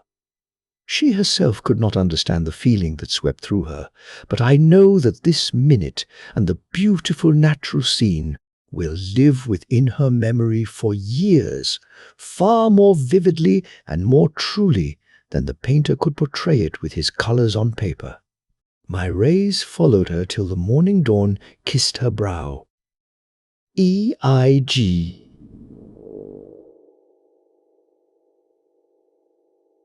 I stood in my little room, more lonely than ever, and looked up at the sky where he ought to have shown himself. My thoughts flew far away, up to my great friend, who every evening told me such pretty tales and showed me pictures. Yes, he has had an experience indeed. He glided over the waters of the deluge, and smiled on Noah's Ark, just as he lately glanced down upon me, and brought comfort and promise of a new world that was to spring forth from the old. When the children of Israel sat weeping by the waters of Babylon, he glanced mournfully upon the willows where hung the silent harps. When Romeo climbed the balcony, and the promise of true love fluttered like a cherub toward heaven, the round moon hung half hidden among the dark cypresses in the lucid air. He saw the captive giant at St. Helena, looking from the lonely rock across the wide ocean, while great thoughts swept through his soul. Ah, what tales the moon can tell! Human life is like a story to him.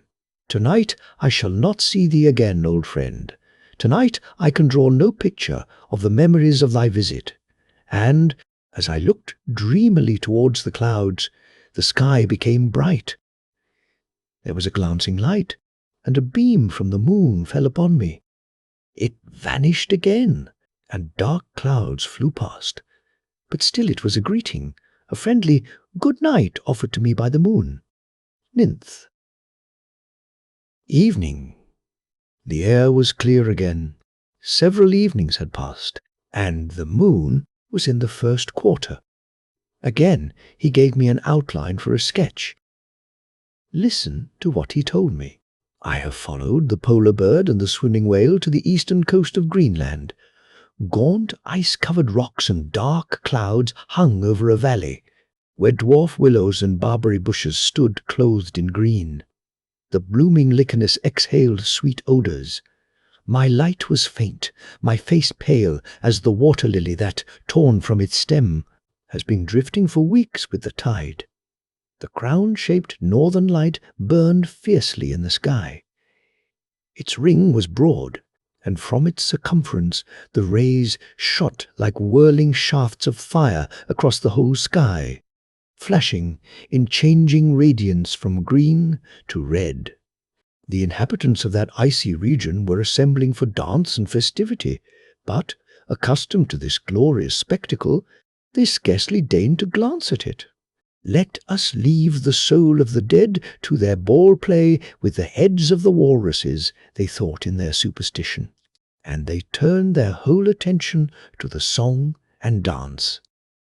In the midst of the circle, and divested of his furry cloak, stood a Greenlander, with a small pipe, and he played and sang a song about catching the seal, and the chorus around chimed in with "Iya, iya, ah."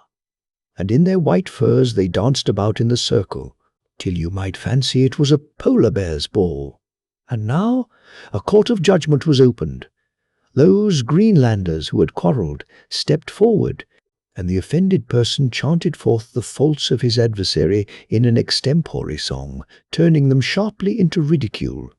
To the sound of the pipe and the measure of the dance, the defendant replied with satire as keen, while the audience laughed and gave their verdict. The rocks heaved, the glaciers melted, and great masses of ice and snow came crashing down, shivering to fragments as they fall. It was a glorious Greenland summer night.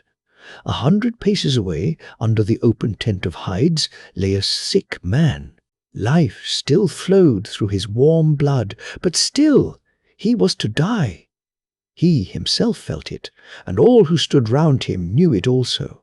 Therefore his wife was already sewing round him the shroud of furs, that she might not afterwards be obliged to touch the dead body.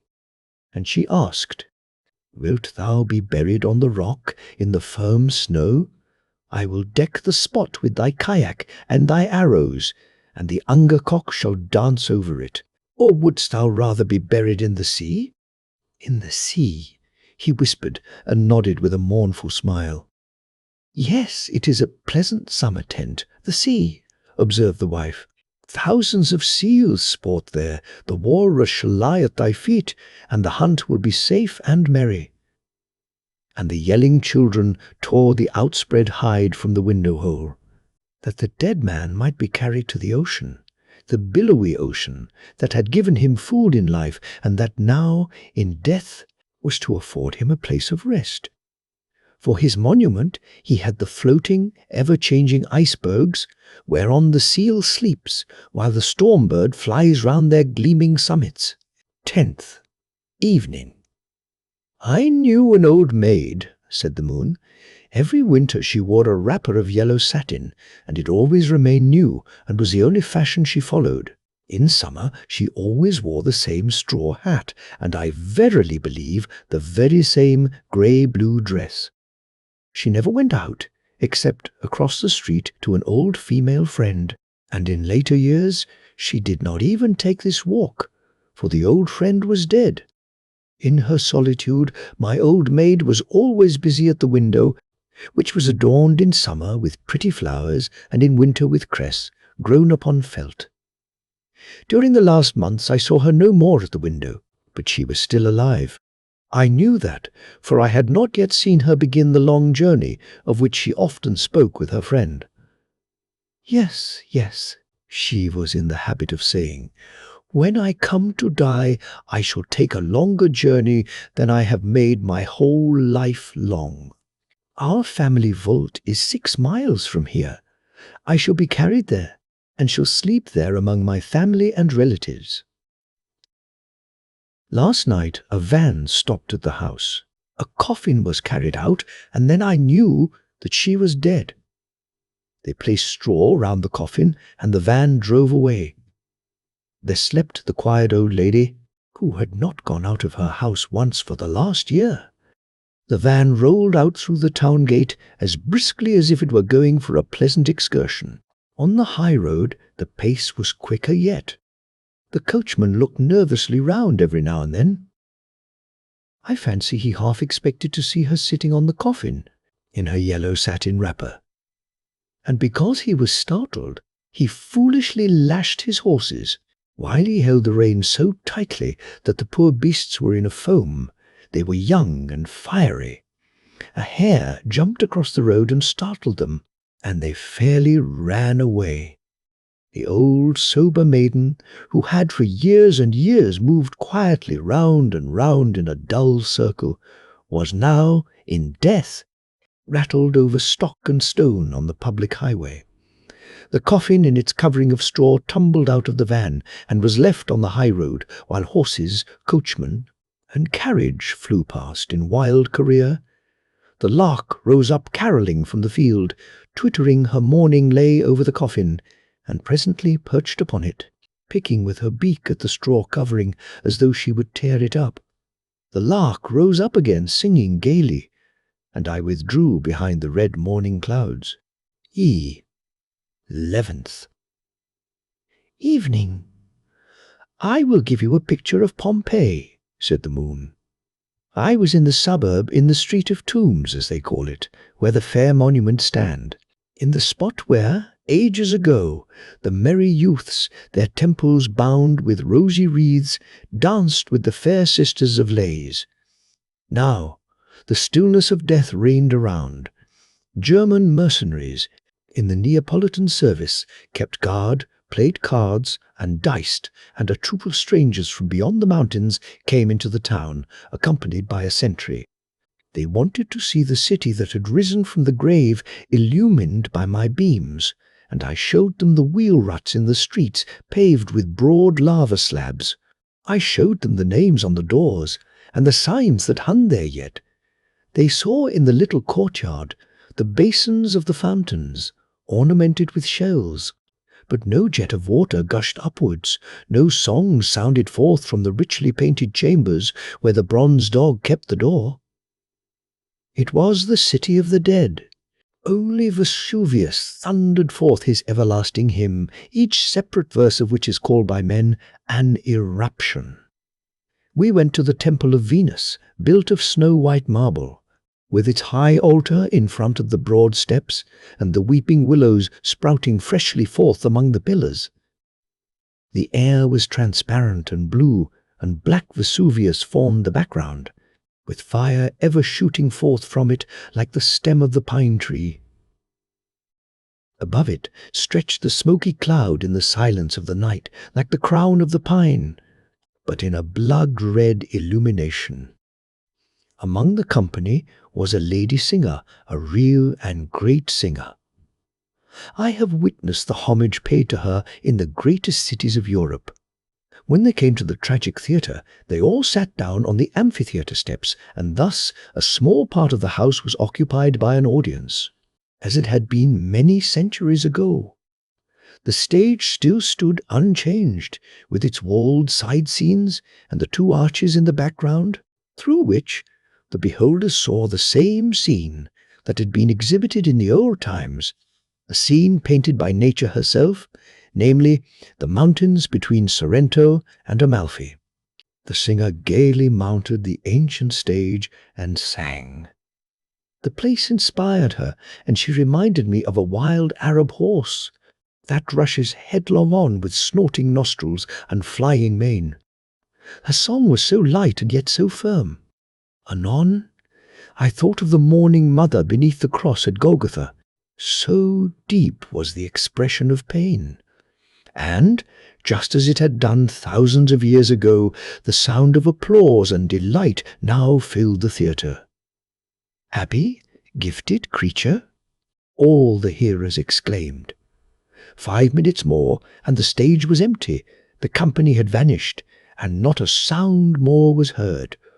All were gone.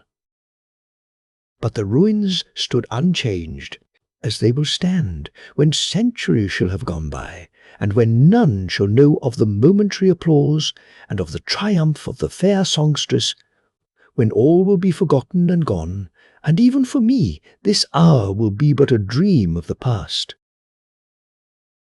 12th. Evening. I looked through the windows of an editor's house, said the moon. It was somewhere in Germany. I saw handsome furniture, many books, and a chaos of newspapers.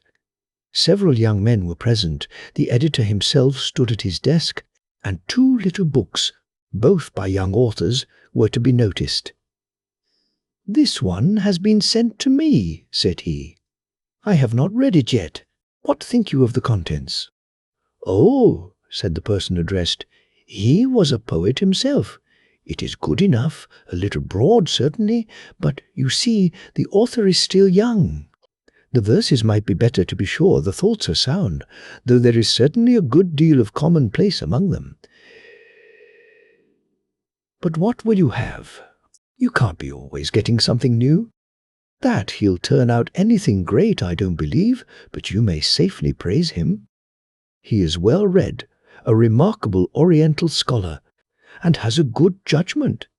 It was he who wrote that nice review of my Reflections on Domestic Life. We must be lenient towards the young man. But he is a complete hack, objected another of the gentlemen. Nothing worse in poetry than mediocrity, and he certainly does not go beyond this. Poor fellow, observed a third, and his aunt is so happy about him.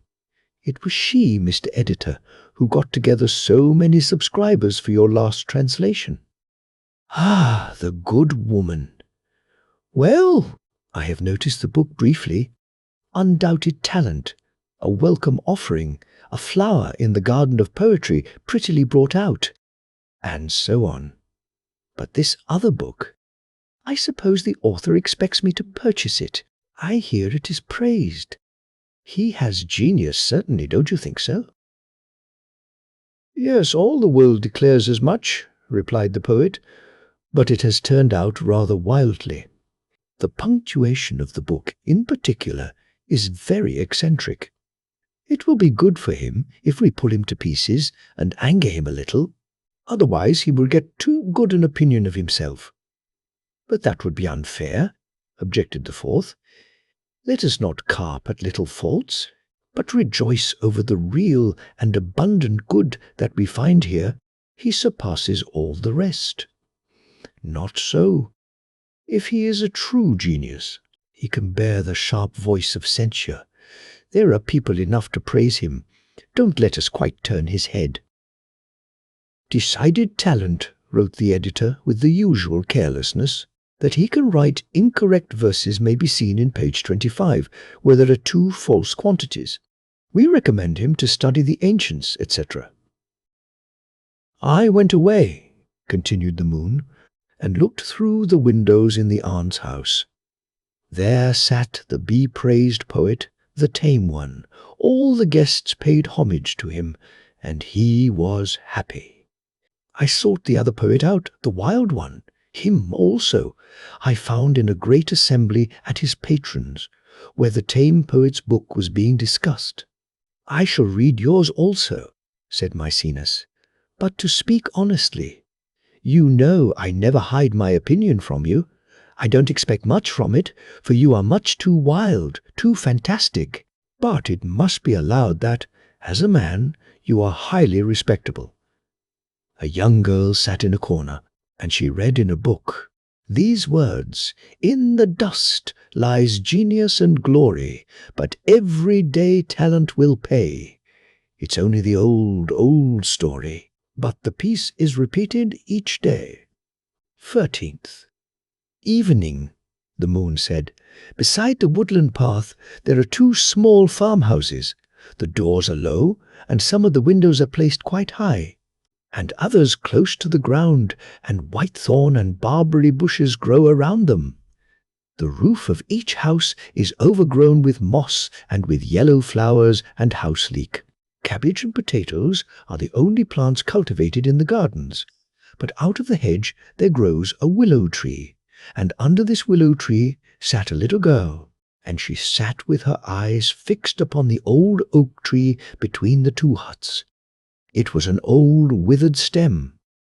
It had been sawn off at the top, and a stork had built his nest upon it, and he stood in this nest, clapping with his beak. A little boy came and stood by the girl's side. They were brother and sister. "What are you looking at?" he asked. "I'm watching the stork," she replied. "Our neighbors told me that he would bring us a little brother or sister today. Let us watch to see it come."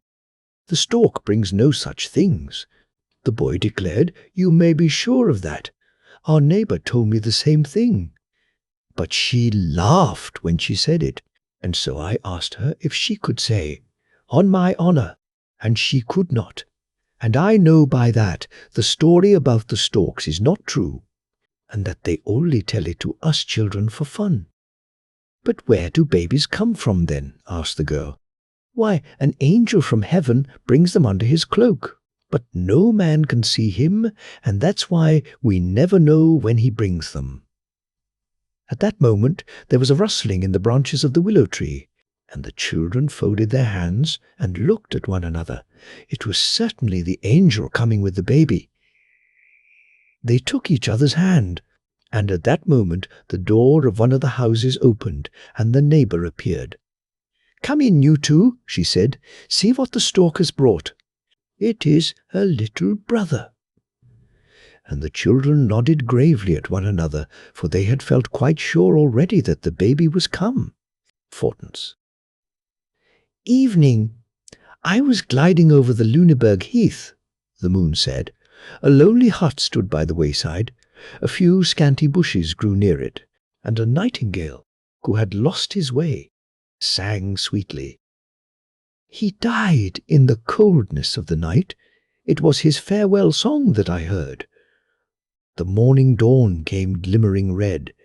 I saw a caravan of emigrant peasant families who were bound to Hamburg, there to take ship for America, where fancied prosperity would bloom for them. The mothers carried their little children at their backs, the elder ones tottered by their sides, and a poor starved horse tugged at a cart that bore their scanty effects. The cold wind whistled, and therefore the little girl nestled closer to the mother, who, looking up at my decreasing disk, thought of the bitter want at home, and spoke of the heavy taxes they had not been able to raise. The whole caravan thought of the same thing, therefore. The rising dawn seemed to them a message from the sun, of fortune that was to gleam brightly upon them. They heard the dying nightingale sing. It was no false prophet, but a harbinger of fortune. The wind whistled. Therefore they did not understand that the nightingale sung, "Fare away over the sea. Thou hast paid the long passage with all that was thine, and poor and helpless shalt thou enter Canaan. Thou must sell thyself, thy wife, and thy children, but your griefs shall not last long. Behind the broad, fragrant leaves lurks the goddess of death, and her welcome kiss shall breathe fever into thy blood. Fare away, over the heaving billows." And the caravan listened well pleased to the song of the nightingale, which seemed to promise good fortune. Day broke through the light clouds. Country people went across the heath to church. The black-gowned women with their white headdresses looked like ghosts that had stepped forth from the church pictures. All around lay a wide, dead plain, covered with faded brown heath and black charred spaces between the white sand hills. The women carried hymn books and walked into the church. Oh, pray, pray for those who are wandering to find graves beyond the foaming billows. 15th.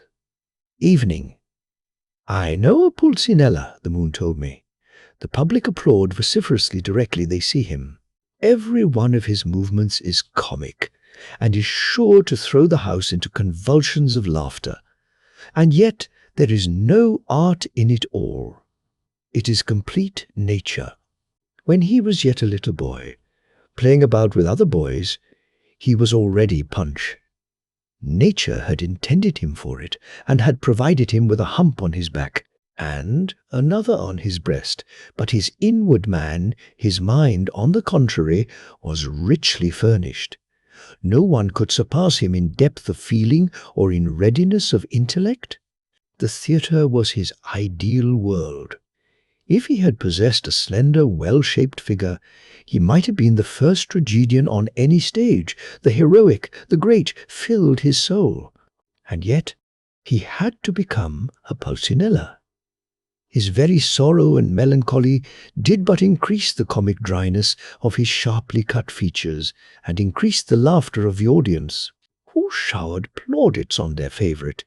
The lovely Columbine was indeed kind and cordial to him, but she preferred to marry the Harlequin. It would have been too ridiculous if beauty and ugliness had in reality paired together. When Pulcinella was in very bad spirits, she was the only one who could force a hearty burst of laughter, or even a smile from him.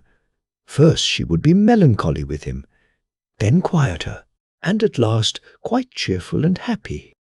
"I know very well what is the matter with you," she said. "Yes, you're in love." And he could not help laughing. "I and love," he cried. "That would have an absurd look. How the public would shout." "Certainly you are in love," she continued, and added with a comic pathos, "and I am the person you are in love with. You see, such a thing may be said when it is quite out of the question." And indeed Pulcinella burst out laughing, and gave a leap into the air, and his melancholy was forgotten. And yet she had only spoken the truth. He did love her adoringly, as he loved what was great and lofty in art. At her wedding he was the merriest among the guests, but in the stillness of night he wept.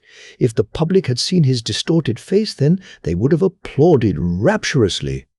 And a few days ago Columbine died. On the day of the funeral, Harlequin was not required to show himself on the boards, for he was a disconsolate widower. The director had to give a very merry piece, that the public might not too painfully miss the pretty Columbine and the agile Harlequin. Therefore Pulcinella had to be more boisterous and extravagant than ever, and he danced and capered with despair in his heart, and the audience yelled and shouted, "Bravo! Bravissimo!" Pulcinella was actually called before the curtain. He was pronounced inimitable.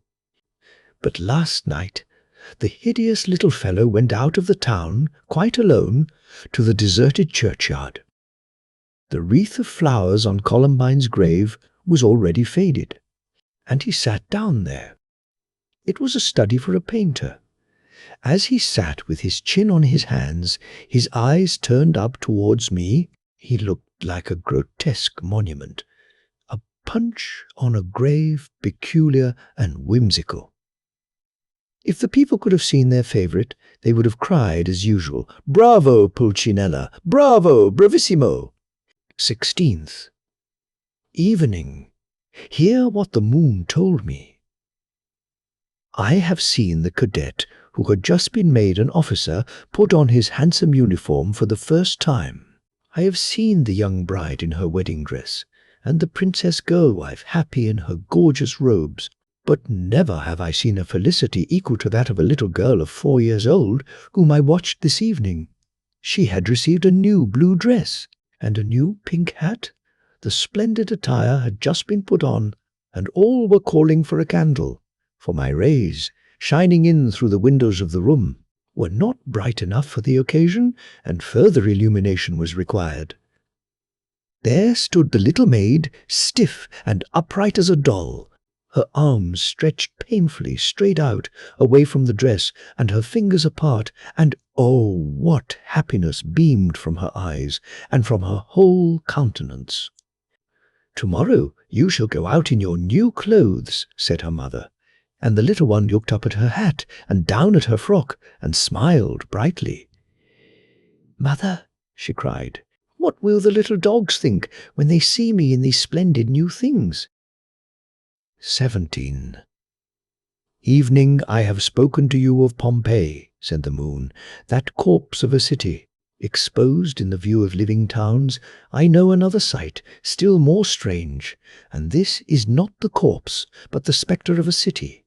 Whenever the jetty fountains splash into the marble basins, they seem to me to be telling the story of the floating city. Yes, the spouting water may tell of her, the waves of the sea may sing of her fame.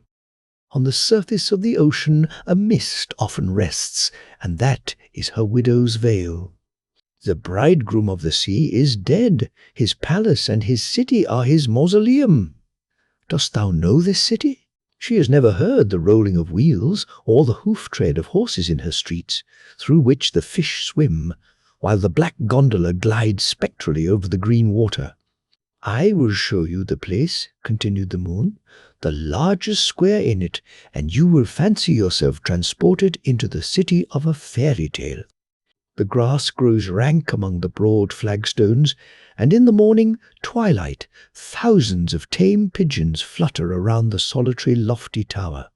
On 3 sides you find yourself surrounded by cloistered walks. In these the silent Turk sits smoking his long pipe. The handsome Greek leans against the pillar and gazes at the upraised trophies and lofty masts, memorials of power that is gone. The flags hang down like mourning scarves. A girl rests there. She has put down her heavy pails filled with water. The yoke with which she has carried them rests on one of her shoulders, and she leans against the mast of victory.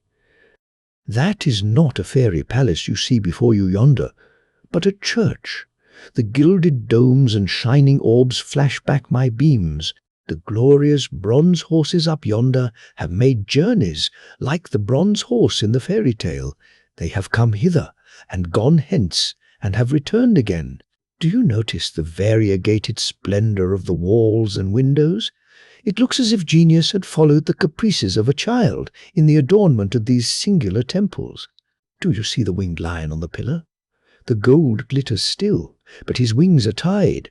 The lion is dead, for the king of the sea is dead. The great halls stand desolate, and where gorgeous paintings hung of yore, the naked wall now peers through. The Lazzarone sleeps under the arcade, whose pavement in old times was to be trodden only by the feet of high nobility. From the deep wells, and perhaps from the prisons by the Bridge of Sighs, rise the accents of woe, as at the time when the tambourine was heard in the gay gondolas, and the golden ring was cast from the Bucentaur to Adria, the queen of the seas. Adria, shroud thyself in mists, let the veil of thy widowhood shroud thy form, and clothe in the weeds of woe the mausoleum of thy bridegroom. The marble. Spectral Venice. Evening. Evening. I looked down upon a great theatre, said the moon. The house was crowded, for a new actor was to make his first appearance that night.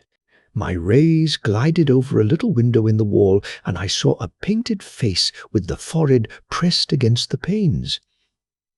It was the hero of the evening.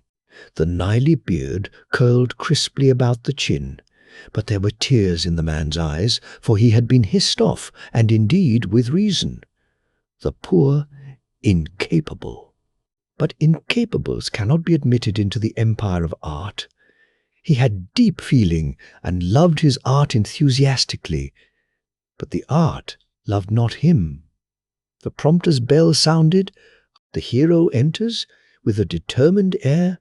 So ran the stage direction in his part, and he had to appear before an audience who turned him into ridicule. When the piece was over, I saw a form wrapped in a mantle creeping down the steps.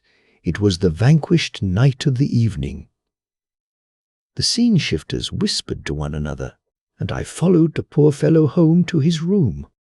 To hang oneself is to die a mean death, and poison is not always at hand, I know, but he thought of both. I saw how he looked at his pale face in the glass, with eyes half closed, to see if he should look well as a corpse. A man may be very unhappy, and yet exceedingly affected. He thought of death, of suicide. I believe he pitied himself, for he wept bitterly. And when a man has had his cry out, he doesn't kill himself. Since that time, a year had rolled by. Again, a play was to be acted, but in a little theatre, and by a poor strolling company. Again I saw the well-remembered face, with the painted cheeks and the crisp beard. He looked up at me and smiled, and yet he had been hissed off only a minute before, hissed off from a wretched theatre by a miserable audience. And tonight a shabby hearse rolled out of the town gate. It was a suicide. Our painted, despised hero. The driver of the hearse was the only person present, for no one followed except my beams. In a corner of the churchyard, the corpse of the suicide was shovelled into the earth, and nettles will soon be growing rankly over his grave, and the sexton will throw thorns and weeds from the other graves upon it. 19th. Evening, I come from Rome, said the moon. In the midst of the city, upon one of the 7 hills, lie the ruins of the imperial palace. The wild fig tree grows in the clefts of the wall, and covers the nakedness thereof with its broad grey-green leaves, trampling among heaps of rubbish. The ass treads upon green laurels, and rejoices over the rank thistles. From this spot, whence the eagles of Rome once flew abroad, whence they came, saw, and conquered, our door leads into a little mean house, built of clay between 2 pillars. The wild vine hangs like a mourning garland over the crooked window. An old woman and her little granddaughter live there. They rule now in the palace of the Caesars, and show to strangers the remains of its past glories. Of the splendid throne hall only a naked wall yet stands, and a black cypress throws its dark shadow on the spot where the throne once stood. The dust lies several feet deep on the broken pavement, and the little maiden, now the daughter of the imperial palace, often sits there on her stool when the evening bells ring. The keyhole of the door close by she calls her turret window. Through this she can see half Rome, as far as the mighty cupola of St. Peter's. On this evening, as usual, stillness reigned around, and in the full beam of my light came the little granddaughter. On her head she carried an earthen pitcher of antique shape filled with water. Her feet were bare, her short frock and her white sleeves were torn. I kissed her pretty round shoulders, her dark eyes and black shining hair. She mounted the stairs. They were steep, having been made up of rough blocks of broken marble and the capital of a fallen pillar. The coloured lizards slipped away, startled, from before her feet, but she was not frightened at them. Already she lifted her hand to pull the doorbell. A hare's foot fastened to a string formed the bell handle of the imperial palace. She paused for a moment. Of what might she be thinking? Perhaps of the beautiful Christ-child dressed in gold and silver, which was down below in the chapel, where the silver candlesticks gleamed so bright, and where her little friends sung the hymns in which she also could join. I know not. Presently she moved again. She stumbled. The earthen vessel fell from her head and broke on the marble steps. She burst into tears. The beautiful daughter of the imperial palace wept over the worthless broken pitcher. With her bare feet she stood there weeping, and dared not pull the string. The bell rope of the imperial palace! 20th. Evening. It was more than a fortnight since the moon had shone. Now he stood once more, round and bright above the clouds, moving slowly onward. Hear what the moon told me. From a town in Fezzan, I followed a caravan. On the margin of the sandy desert, in a salt plain that shone like a frozen lake, and was only covered in spots with light drifting sand, a halt was made. The eldest of the company, the water-gourd, hung at his girdle, and on his head was a little bag of unleavened bread, drew a square in the sand with his staff, and wrote in it a few words out of the Koran. And then the whole caravan passed over the consecrated spot. A young merchant, a child of the East, as I could tell by his eye and his figure, rode pensively forward on his white, snorting steed. Was he thinking, perchance, of his fair young wife? It was only 2 days ago that the camel, adorned with furs and with costly shawls, had carried her, the beauteous bride, round the walls of the city. While drums and cymbals had sounded, the women sang, and festive shots, of which the bridegroom fired the greatest number, resounded round the camel. And now he was journeying with the caravan across the desert. For many nights I followed the train. I saw them rest by the well side among the stunted palms. They thrust the knife into the breast of the camel that had fallen, and roasted its flesh by the fire. My beams cooled the glowing sands, and showed them the black rocks, dead islands in the immense ocean of sand. No hostile tribes met them in their pathless route, no storms arose, no columns of sand whirled destruction over the journeying caravan. At home, the beautiful wife prayed for her husband and her father. "Are they dead?" she asked of my golden crescent. "Are they dead?" she cried to my full disk. Now the desert lies behind them. This evening they sit beneath the lofty palm trees, where the crane flutters round them with its long wings, and the pelican watches them from the branches of the mimosa. The luxuriant herbage is trampled down, crushed by the feet of elephants. A troop of Negroes are returning from a market in the interior of the land, the women with copper buttons in their black hair, and decked out in clothes dyed with indigo, drive the heavily laden oxen on whose backs slumber the naked black children. A Negro leads a young lion which he has brought by a string. They approach the caravan. The young merchant sits pensive and motionless, thinking of his beautiful wife, dreaming, in the land of the blacks, of his white lily beyond the desert. He raises his head and... But at this moment a cloud passed before the moon, and then another. I heard nothing more from him this evening. 21st evening. "I saw a little girl weeping," said the moon. "She was weeping over the depravity of the world. She had received a most beautiful doll as a present." Oh, that was a glorious doll, so fair and delicate. She did not seem created for the sorrows of this world. But the brothers of the little girl, those great naughty boys, had set the doll high up in the branches of a tree, and had run away. The little girl could not reach up to the doll, and could not help her down, and that is why she was crying. The doll must certainly have been crying too, for she stretched out her arms among the green branches and looked quite mournful. Yes, these are the troubles of life of which the little girl had often heard tell. Alas, poor doll! It began to grow dark already, and suppose night were to come on completely, was she to be left sitting on the bough all night long? No, the little maid could not make up her mind to that. "I'll stay with you," she said, although she felt anything but happy in her mind. She could almost fancy she distinctly saw little gnomes, with their high-crowned hats, sitting in the bushes, and further back in the long walk, tall spectres appeared to be dancing. They came nearer, and stretched out their hands towards the tree on which the doll sat. They laughed scornfully, and pointed at her with their fingers.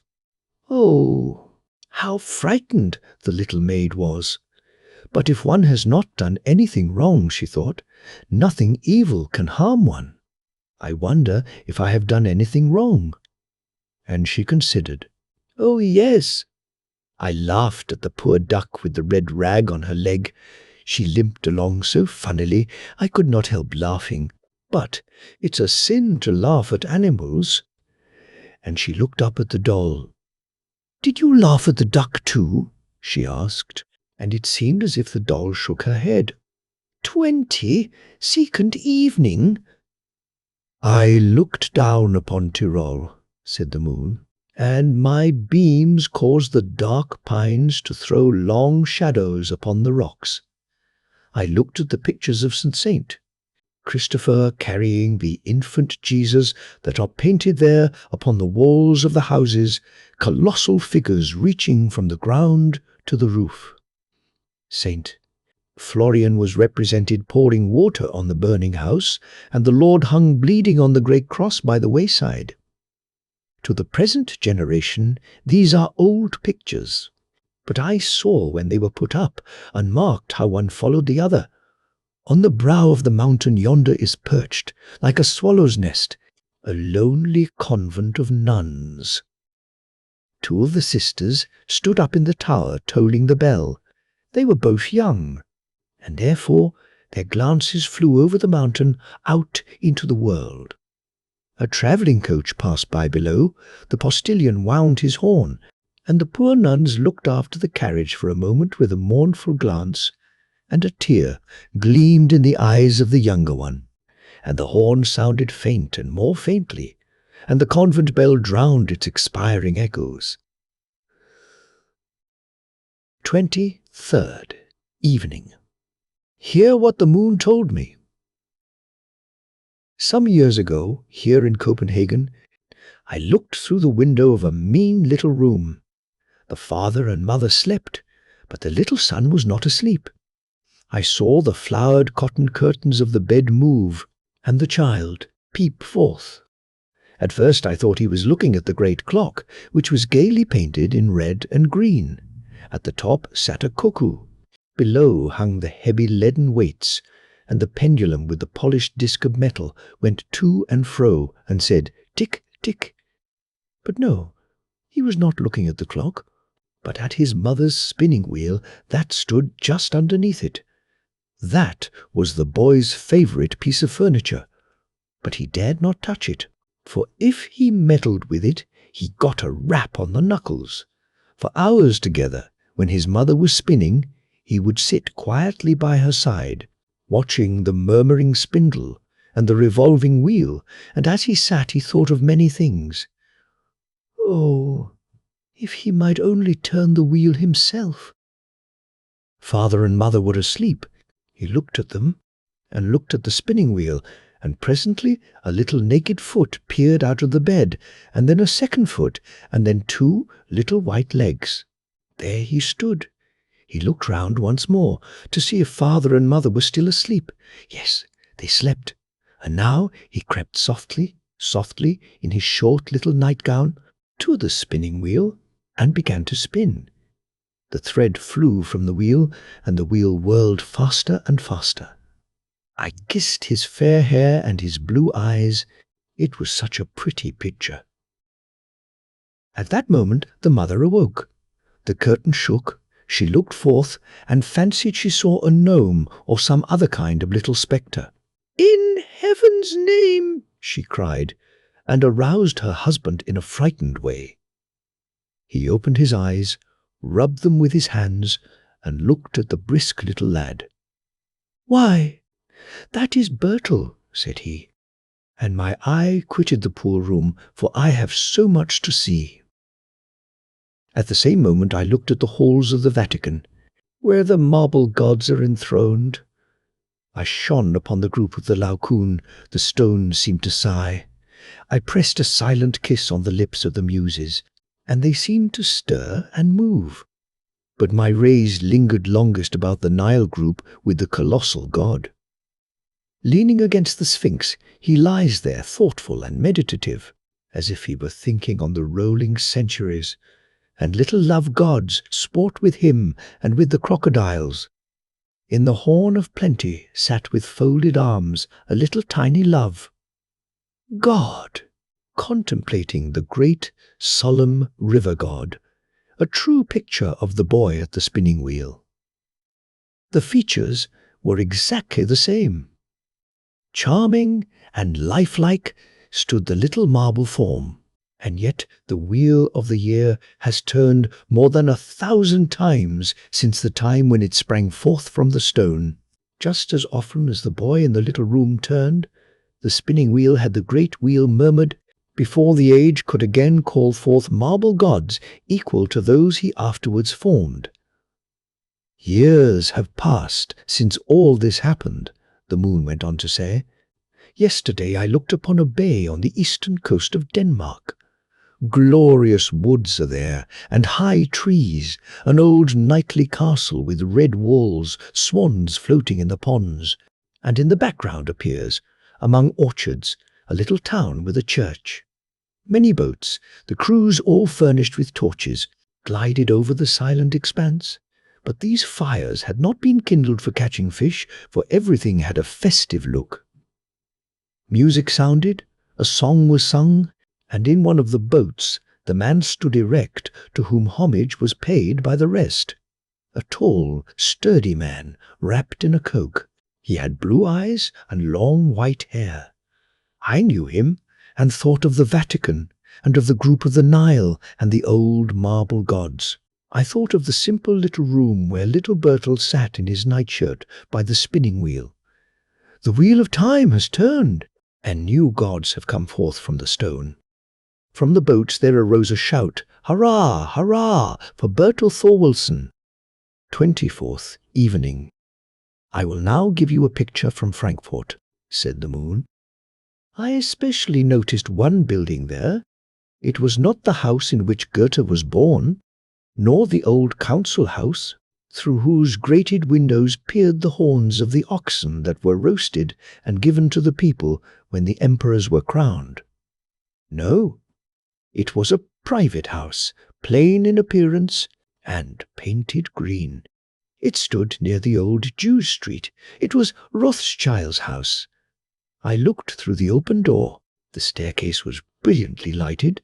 Servants carrying wax candles in massive silver candlesticks stood there and bowed low before an old woman who was being brought downstairs in a litter. The proprietor of the house stood bareheaded and respectfully imprinted a kiss on the hand of the old woman.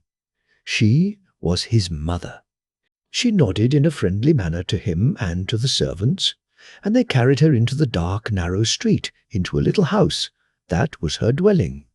Here her children had been born, from hence the fortune of the family had arisen. If she deserted the despised street and the little house, fortune would also desert her children. That was her firm belief. The moon told me no more. His visit this evening was far too short, but I thought of the old woman in the narrow, despised street. It would have cost her but a word, and a brilliant house would have arisen for her on the banks of the Thames. A word, and a villa would have been prepared in the Bay of Naples. If I deserted the lowly house where the fortunes of my sons first began to bloom, fortune would desert them. It was a superstition, but a superstition of such a class that he who knows the story and has seen this picture need have only 2 words placed under the picture to make him understand it, and these 2 words are a mother. 25th evening. It was yesterday, in the morning twilight. These are the words the moon told me. In the great city no chimney was yet smoking, and it was just at the chimneys that I was looking. Suddenly a little head emerged from one of them, and then half a body, the arms resting on the rim of the chimney-pot. "Ya hip, ya hip!" cried a voice. It was the little chimney-sweeper, who had for the first time in his life crept through a chimney and stuck out his head at the top. "Ya hip! Ya hip!" Yes, certainly that was a very different thing to creeping about in the dark, narrow chimneys. The air blew so fresh and he could look over the whole city towards the green wood. The sun was just rising. It shone round and great, just in his face that beamed with triumph, though it was very prettily blacked with soot. "The whole town can see me now," he exclaimed, "and the moon can see me now, and the sun too. Ya hip, ya hip." And he flourished his broom in triumph. 20. 6th. Evening. "Last night I looked down upon a town in China," said the moon. "My beams irradiated the naked walls that form the streets there. Now and then, certainly, a door is seen, but it is locked, for what does the Chinaman care about the outer world?" Close wooden shutters covered the windows behind the walls of the houses, but through the windows of the temple a faint light glimmered. I looked in and saw the quaint decorations within. From the floor to the ceiling, pictures are painted, in the most glaring colors, and richly gilt pictures representing the deeds of the gods here on earth. In each niche, statues are placed, but they are almost entirely hidden by the colored drapery and the banners that hang down. Before each idol, and they are all made of tin, stood a little altar of holy water with flowers and burning wax lights on it. Above all, the rest stood four. The chief deity, clad in a garment of yellow silk, for yellow is here the sacred color. At the foot of the altar sat a living being, a young priest. He appeared to be praying, but in the midst of his prayer he seemed to fall into deep thought. And this must have been wrong, for his cheeks glowed and he held down his head. Poor Sui Hong! Was he perhaps dreaming of working in the little flower garden behind the High Street wall? And did that occupation seem more agreeable to him than watching the wax lights in the temple? Or did he wish to sit at the rich feast, wiping his mouth with silver paper between each course? Or was his sin so great that, if he dared utter it, the celestial empire would punish it with death? Had his thoughts ventured to fly with the ships of the barbarians to their homes in far distant England? No, his thoughts did not fly so far, and yet they were sinful. Sinful as thoughts born of young hearts, sinful here in the temple, in the presence of Fo and the other holy gods. I know whither his thoughts had strayed. At the farther end of the city, on the flat roof paved with porcelain, on which stood the handsome vases covered with painted flowers, sat the beauteous Pooh, of the little roguish eyes, of the full lips, and of the tiny feet. The tight shoe pained her, but her heart pained her still more. She lifted her graceful round arm, and her satin dress rustled. Before her stood a glass bowl containing 4 goldfish. She stirred the bowl carefully with a slender lacquered stick, very slowly, for she, too, was lost in thought. Was she thinking, perchance, how the fishes were richly clothed in gold, how they lived calmly and peacefully in their crystal world, how they were regularly fed, and yet how much happier they might be if they were free? Yes, that she could well understand the beautiful Pew. Her thoughts wandered away from her home, wandered to the temple, but not for the sake of holy things. Poor Pooh, poor Sui Hong, their earthly thoughts met, but my cold beam lay between the two like the sword of the cherub. 27th. Evening. The air was calm, said the moon. The water was transparent as the purest ether through which I was gliding, and deep below the surface I could see the strange plants that stretched up their long arms towards me like the gigantic trees of the forest. The fishes swam to and fro above their tops. High in the air a flight of wild swans were winging their way, one of which sank lower and lower with wearied pinions, his eyes following the airy caravan that melted farther and farther into the distance. With outspread wings he sank slowly, as a soap bubble sinks in the still air, till he touched the water. At length his head lay back between his wings, and silently he lay there, like a white lotus flower upon the quiet lake. And a gentle wind arose and crisped the quiet surface, which gleamed like the clouds that poured along in great broad waves. And the swan raised his head, and the glowing water splashed like blue fire over his breast and back. The morning dawn illuminated the red clouds.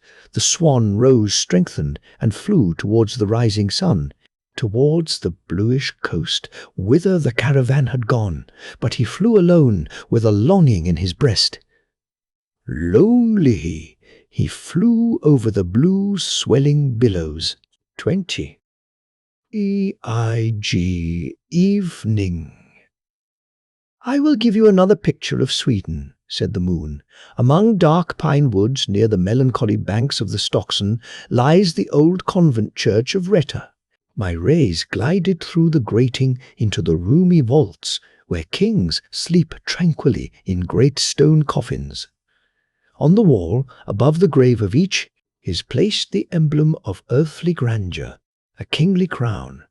But it is made only of wood, painted and gilt, and is hung on a wooden peg driven into the wall.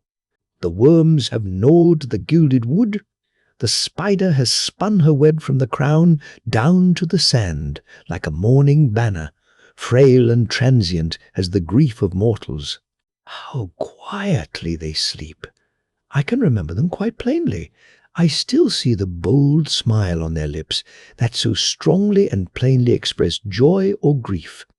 When the steamboat winds along like a magic snail over the lakes, a stranger often comes to the church and visits the burial vault. He asks the names of the kings, and they have a dead and forgotten sound. He glances with a smile at the worm-eaten crowns, and if he happens to be a pious, thoughtful man, something of melancholy mingles with the smile. Slumber on, ye dead ones! The moon thinks of you. The moon at night sends down his rays into your silent kingdom, over which hangs the crown of pine wood. 29th. Evening, close by the high road, said the moon, is an inn, and opposite to it is a great wagon shed, whose straw roof was just being re-thatched.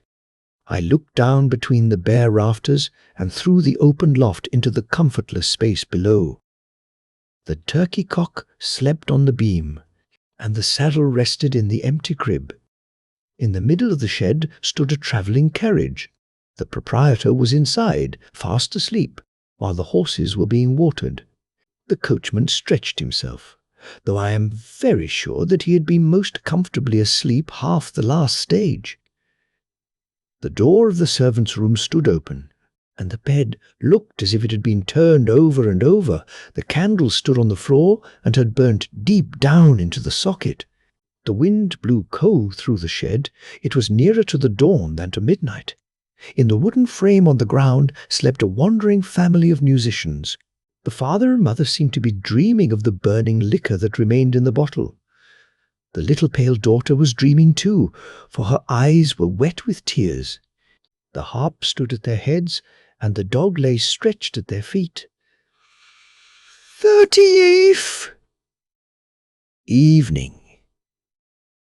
It was in a little provincial town, the moon said. It certainly happened last year, but that has nothing to do with the matter. I saw it quite plainly. Today I read about it in the papers, but there it was not half so clearly expressed. In the tap-room of the little inn sat the bear leader, eating his supper. The bear was tied up outside, behind the woodpile. Poor Bruin, who did nobody any harm, though he looked grim enough. Up in the garret, 3 little children were playing by the light of my beams. The eldest was perhaps 6 years old, the youngest certainly not more than 2.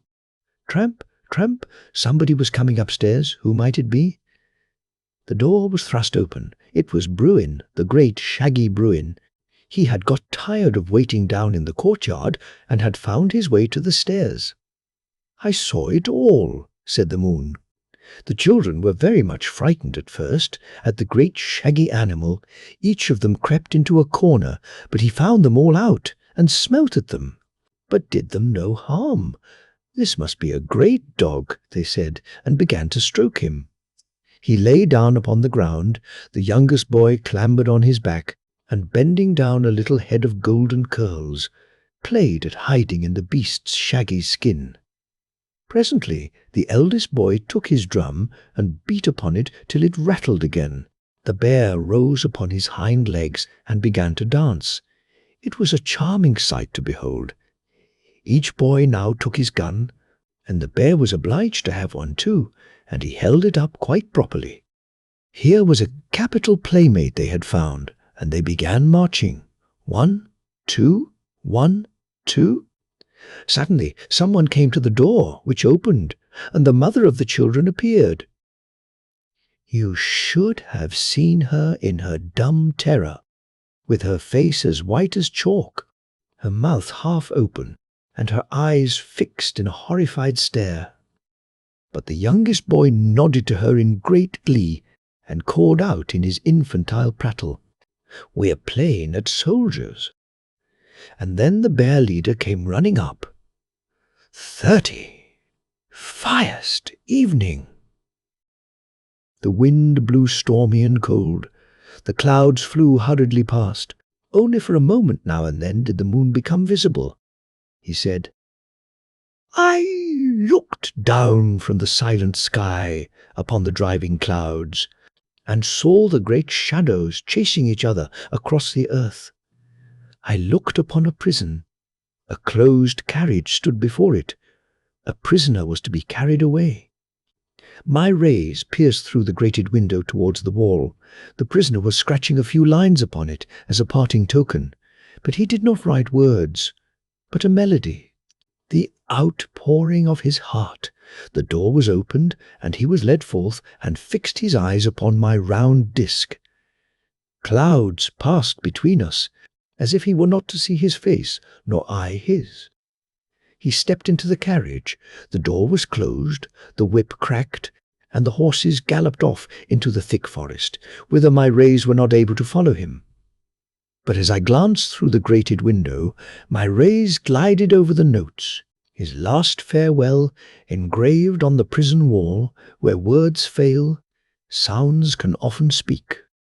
My rays could only light up isolated notes. So the greater part of what was written there would ever remain dark to me. Was it the death hymn he wrote there? Were these the glad notes of joy? Did he drive away to meet death, or hasten to the embraces of his beloved? The rays of the moon do not read all that is written by mortals. 30. Second evening. I love the children, said the moon, especially the quiet little ones. They are so droll. Sometimes I peep into the room, between the curtain and the window frame, when they are not thinking of me. It gives me pleasure to see them dressing and undressing. First, the little round naked shoulder comes creeping out of the frock, then the arm. Or I see how the stocking is drawn off, and a plump little white leg makes its appearance, and a white little foot that is fit to be kissed, and I kiss it too. But about what I was going to tell you. This evening I looked through a window, before which no curtain was drawn, for nobody lives opposite.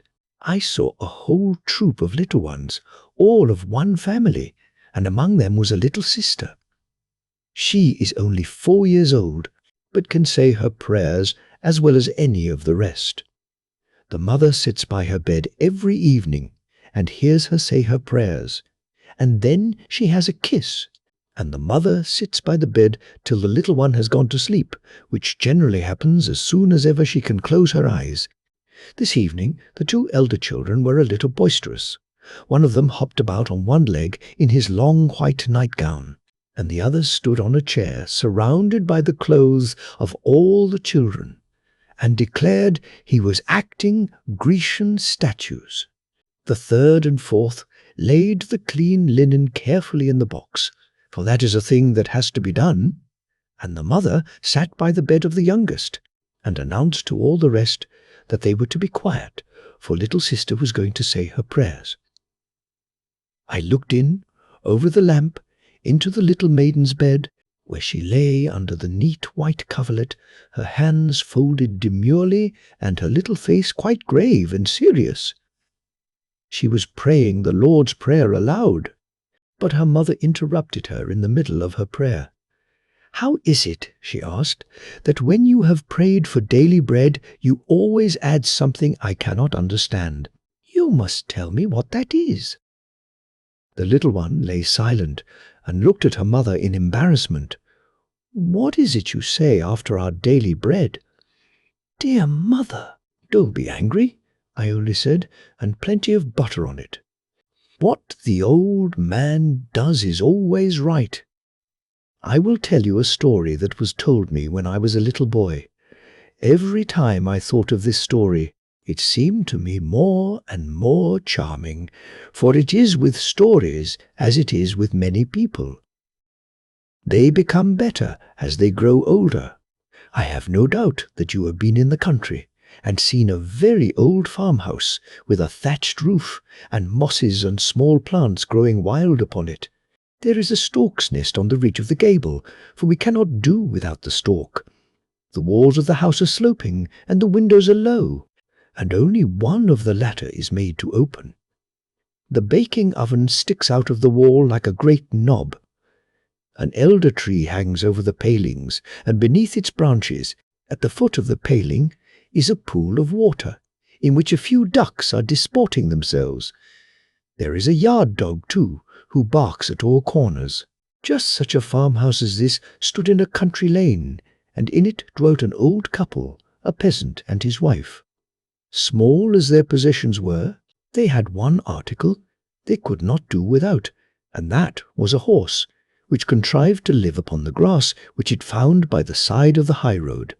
The old peasant rode into the town upon this horse, and his neighbours often borrowed it of him, and paid for the loan of it by rendering some service to the old couple. After a time, they thought it would be as well to sell the horse, or exchange it for something which might be more useful to them. But what might this something be? "You'll know best, old man," said the wife. "It is fair day today.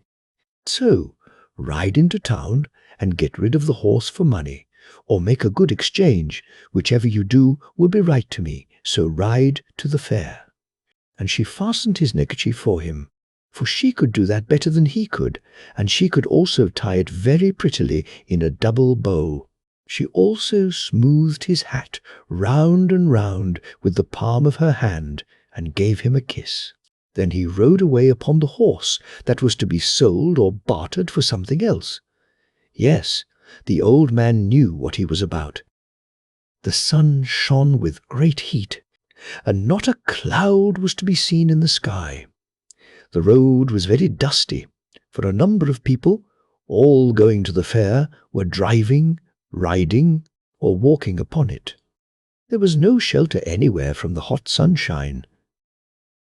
Among the rest, a man came trudging along, and driving a cow to the fair. The cow was as beautiful a creature as any cow could be.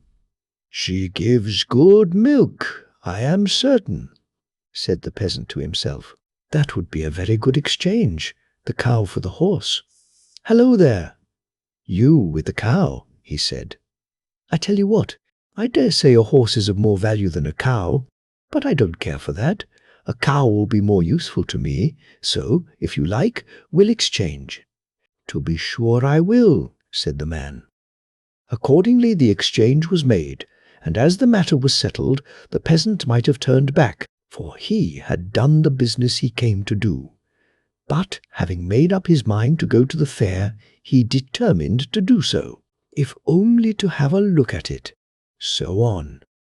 He went to the town with his cow. Leading the animal, he strode on sturdily, and, after a short time, overtook a man who was driving a sheep. It was a good fat sheep, with a fine fleece on its back. "I should like to have that fellow," said the peasant to himself. "There is plenty of grass for him by our palings, and in the winter we could keep him in the room with us. Perhaps it would be more profitable to have a sheep than a cow. Shall I exchange?" The man with the sheep was quite ready, and the bargain was quickly made. And then our peasant continued his way on the high road with his sheep. Soon after this he overtook another man who had come into the road from a field. and was carrying a large goose under his arm. "What a heavy creature you have there," said the peasant. "It has plenty of feathers and plenty of fat, and would look well tied to a string, or paddling in the water at our place. That would be very useful to my old woman. She could make all sorts of profits out of it. How often she has said, 'If now we only had a goose.' Now here is an opportunity, and, if possible, I will get it for her. Shall we exchange? I will give you my sheep for your goose, and thanks into the bargain." The other had not the least objection, and accordingly the exchange was made, and our peasant became possessor of the goose. By this time he had arrived very near the town. The crowd on the high road had been gradually increasing, and there was quite a rush of men and cattle. The cattle walked on the path and by the palings, and at the turnpike gate they even walked into the toll-keeper's potato field, where one fowl was strutting about with a string tied to its leg, for fear it should take fright at the crowd and run away and get lost. The tail feathers of the fowl were very short, and it winked with both its eyes, and looked very cunning as it said, "Cluck, cluck." What were the thoughts of the fowl as it said this? I cannot tell you, but directly our good man saw it, he thought, "Why, that's the finest fowl I ever saw in my life. It's finer than our parson's brood hen, upon my word. I should like to have that fowl. Fowls can always pick up a few grains that lie about, and almost keep themselves. I think it would be a good exchange if I could get it for my goose. Shall we exchange?" he asked the toll-keeper. "Exchange," repeated the man. "Well, it would not be a bad thing." And so they made an exchange. The toll-keeper at the turnpike gate kept the goose, and the peasant carried off the fowl. Now he had really done a great deal of business on his way to the fair, and he was hot and tired. He wanted something to eat, and a glass of ale to refresh himself, so he turned his steps to an inn. He was just about to enter when the ostler came out, and they met at the door. The ostler was carrying a sack. "What have you in that sack?" asked the peasant. "Rotten apples," answered the ostler, "a whole sackful of them. They will do to feed the pigs with." "Why, that will be terrible waste," he replied. "I should like to take them home to my old woman. Last year the old apple tree by the grass plot only bore one apple, and we kept it in the cupboard till it was quite withered and rotten. It was always property, my old woman said, and here she would see a great deal of property, a whole sackful. I should like to show them to her." "What will you give me for the sackful?" asked the ostler. "What will I give?" "Well, I will give you my fowl in exchange." So he gave up the fowl and received the apples, which he carried into the inn parlour. He leaned the sack carefully against the stove and then went to the table. But the stove was hot, and he had not thought of that. Many guests were present, horse dealers, cattle drovers, and 2 Englishmen. The Englishmen were so rich that their pockets quite bulged out and seemed ready to burst, and they could bet too, as you shall hear. Hiss, hiss, hiss. What could that be by the stove? The apples were beginning to roast. "What is that?" asked one. "Why, do you know?" said our peasant. And then he told them the whole story of the horse, which he had exchanged for a cow, and all the rest of it, down to the apples. "Well, your old woman will give it you well when you get home," said one of the Englishmen. "Won't there be a noise?" "What? Give me what?" said the peasant. "Why, she will kiss me and say, 'What the old man does is always right.'" "Let us lay a wager on it," said the Englishman. "We'll wager you a ton of coined gold, 100 pounds to the hundredweight." "No, a bushel will be enough," replied the peasant. I can only set a bushel of apples against it, and I'll throw myself and my old woman into the bargain. That will pile up the measure, I fancy. Done. Taken. And so the bet was made. Then the landlord's coach came to the door, and the two Englishmen and the peasant got in, and away they drove, and soon arrived and stopped at the peasant's hut. "Good evening, old woman." "Good evening, old man. I've made the exchange." "Ah, well, you understand what you're about," said the woman. Then she embraced him, and paid no attention to the strangers, nor did she notice the sack. "I got a cow in exchange for the horse." "Thank heaven," said she. "Now we shall have plenty of milk and butter and cheese on the table." That was a capital exchange. "Yes, but I changed the cow for a sheep." "Ah, better still," cried the wife. "You always think of everything. We have just enough pasture for a sheep. Ewes, milk and cheese, woolen jackets and stockings. The cow could not give all these, and her hair only falls off. How you think of everything! But I changed away the sheep for a goose. Then we shall have roast goose to eat this year. You dear old man, you are always thinking of something to please me. This is delightful. We can let the goose walk about with a string tied to her leg, so she will be fatter still before we roast her. But I gave away the goose for a fowl." "A fowl!" "Well, that was a good exchange," replied the woman.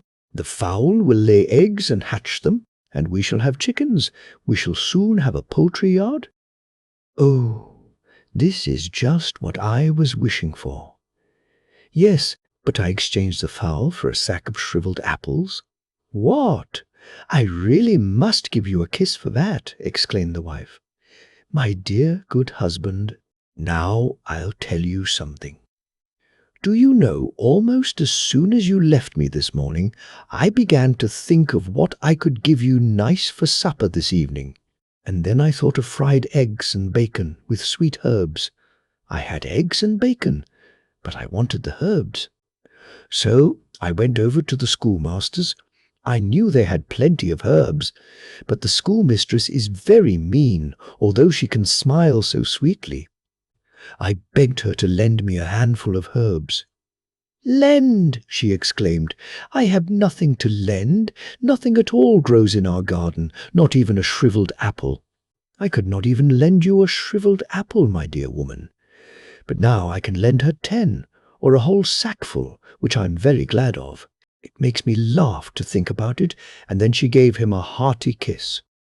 "Well, I like all this," said both the Englishmen, "always going down the hill, and yet always merry. It's worth the money to see it." So they paid 100 weight of gold to the peasant, who, whatever he did, was not scolded, but kissed. Yes, it always pays best when the wife sees and maintains that her husband knows best, and whatever he does is right. That is a story which I heard when I was a child, and now you have heard it too, and know that what the old man does is always right. What the second mouse had to tell. "I was born in the library at a castle," said the second mouse. "Very few members of our family ever had the good fortune to get into the dining room, much less the storeroom. On my journey, and here today, are the only times I have ever seen a kitchen. We were often obliged to suffer hunger in the library, but then we gained a great deal of knowledge. The rumour reached us of the royal prize offered to those who should be able to make soup from a sausage skewer. Then my old grandmother sought out a manuscript, which, however, she could not read, but had heard it read, and in it was written, 'Those who are poets can make soup of sausage skewers.' She then asked me if I was a poet. I felt myself quite innocent of any such pretensions. Then she said, I must go out and make myself a poet. I asked again what I should be required to do, for it seemed to me quite as difficult as to find out how to make soup of a sausage skewer. My grandmother had heard a great deal of reading in her day, and she told me 3 principal qualifications were necessary: understanding, imagination, and feeling. If you can manage to acquire these 3, you will be a poet, and the sausage skewer soup will be quite easy to you. So I went forth into the world, and turned my steps towards the west, that I might become a poet. Understanding is the most important matter in everything. I knew that, for the 2 other qualifications are not thought much of, so I went first to seek for understanding. Where was I to find it? "Go to the ant and learn wisdom," said the great Jewish king. I knew that from living in a library. So I went straight on till I came to the first great ant-hill, and then I set myself to watch, that I might become wise. The ants are a very respectable people. They are wisdom itself. All they do is like the working of a sum in arithmetic, which comes right. To work and to lay eggs, say they, and to provide for posterity is to live out your time properly, and that they truly do. They are divided into the clean and the dirty ants. Their rank is pointed out by a number, and the ant queen is number 1, and her opinion is the only correct one on everything. She seems to have the whole wisdom of the world in her, which was just the important matter I wished to acquire. She said a great deal which was no doubt very clever, yet to me it sounded like nonsense. She said the ant-hill was the loftiest thing in the world, and yet close to the mound stood a tall tree, which no one could deny was loftier, much loftier, but no mention was made of the tree. One evening an ant lost herself on this tree. She had crept up the stem, not nearly to the top, but higher than any ant had ever ventured, and when at last she returned home, she said that she had found something in her travels much higher than the ant-hill. The rest of the ants considered this an insult to the whole community, so she was condemned to wear a muzzle and to live in perpetual solitude. A short time afterwards, another ant got on the tree and made the same journey and the same discovery, but she spoke of it cautiously and indefinitely. And, as she was one of the superior ants and very much respected, they believed her, and when she died they erected an eggshell as a monument to her memory, for they cultivated a great respect for science. "I saw," said the little mouse, "that the ants were always running to and fro with her burdens on their backs. Once I saw one of them drop her load. She gave herself a great deal of trouble in trying to raise it again, but she could not succeed. Then 2 others came up and tried with all their strength to help her, till they nearly dropped their own burdens in doing so. Then they were obliged to stop for a moment in their help, for everyone must think of himself first. And the ant queen remarked that their conduct that day showed that they possessed kind hearts and good understanding. These 2 qualities," she continued, "place us ants in the highest degree above all other reasonable beings. Understanding must therefore be seen among us in the most prominent manner, and my wisdom is greater than all."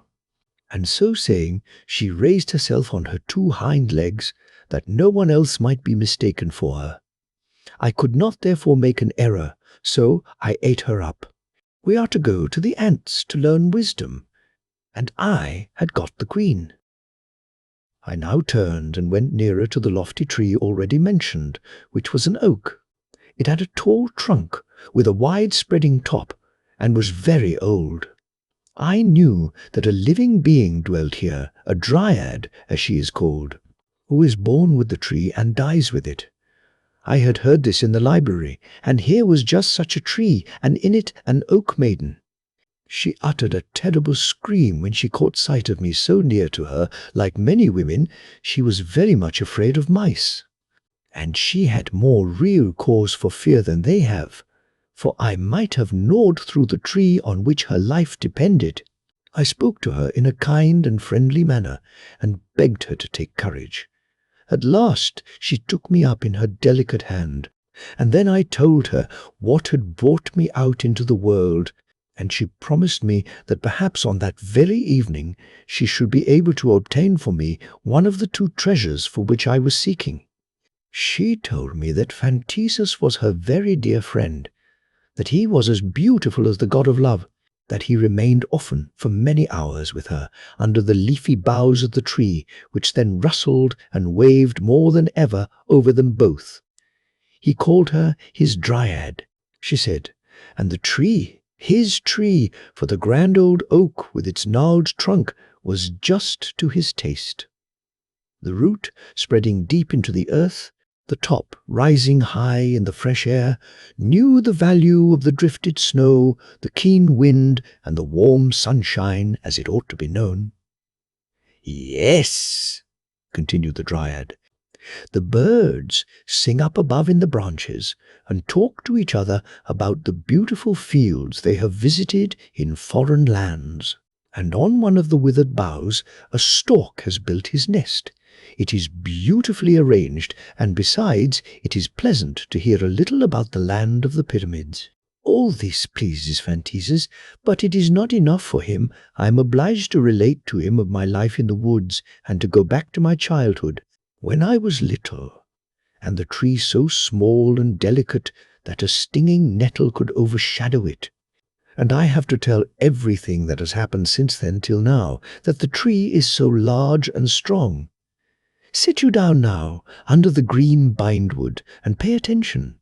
When Phantisus comes, I will find an opportunity to lay hold of his wing and to pull out one of the little feathers. That feather you shall have. A better was never given to any poet. It will be quite enough for you." And when Phantisus came, the feather was plucked, and, said the little mouse, I seized and put it in water, and kept it there till it was quite soft. It was very heavy and indigestible, but I managed to nibble it up at last. It is not so easy to nibble oneself into a poet. There are so many things to get through. Now, however, I had two of them, understanding and imagination, and through these I knew that the third was to be found in the library. A great man has said and written that there are novels whose sole and only use appeared to be that they might relieve mankind of overflowing tears, a kind of sponge, in fact, for sucking up feelings and emotions. I remembered a few of these books. They had always appeared tempting to the appetite. They had been much read and were so greasy that they must have absorbed no end of emotions in themselves. I retraced my steps to the library, and literally devoured a whole novel, that is, properly speaking, the interior, or soft part of it, the crust or binding, I left. When I had digested not only this, but a second, I felt a stirring within me. Then I ate a small piece of a third romance, and felt myself a poet. I said it to myself, and told others the same. I had headache and backache, and I cannot tell what aches besides. I thought over all the stories that may be said to be connected with sausage pegs, and all that has ever been written about skewers and sticks and staves and splinters came to my thoughts. The ant-queen must have had a wonderfully clear understanding. I remembered the man who placed a white stick in his mouth, by which he could make himself and the stick invisible. I thought of sticks as hobby-horses, staves of music or rhyme, or breaking a stick over a man's back, and heaven knows how many more phrases of the same sort relating to sticks, staves, and skewers. All my thoughts rain on skewers, sticks of wood, and staves, and as I am, at last, a poet, and I have worked terribly hard to make myself one, I can, of course, make poetry on anything. I shall therefore be able to wait upon you every day in the week with a poetical history of a skewer. And that is my soup." "In that case," said the Mouse King, "we will hear what the third mouse has to say." "Squeak, squeak!" cried a little mouse at the kitchen door. It was the fourth, and not the third, of the four who were contending for the prize, one whom the rest supposed to be dead. She shot in like an arrow, and overturned the sausage peg that had been covered with crepe. She had been running day and night. She had watched an opportunity to get into a goods train, and had travelled by the railway, and yet she had arrived almost too late. She pressed forward, looking very much ruffled. She had lost her sausage skewer, but not her voice, for she began to speak at once, as if they only waited for her, and would hear her only, and as if nothing else in the world was of the least consequence. She spoke out so clearly and plainly, and she had come in so suddenly, that no one had time to stop her or to say a word while she was speaking. And now let us hear what she said.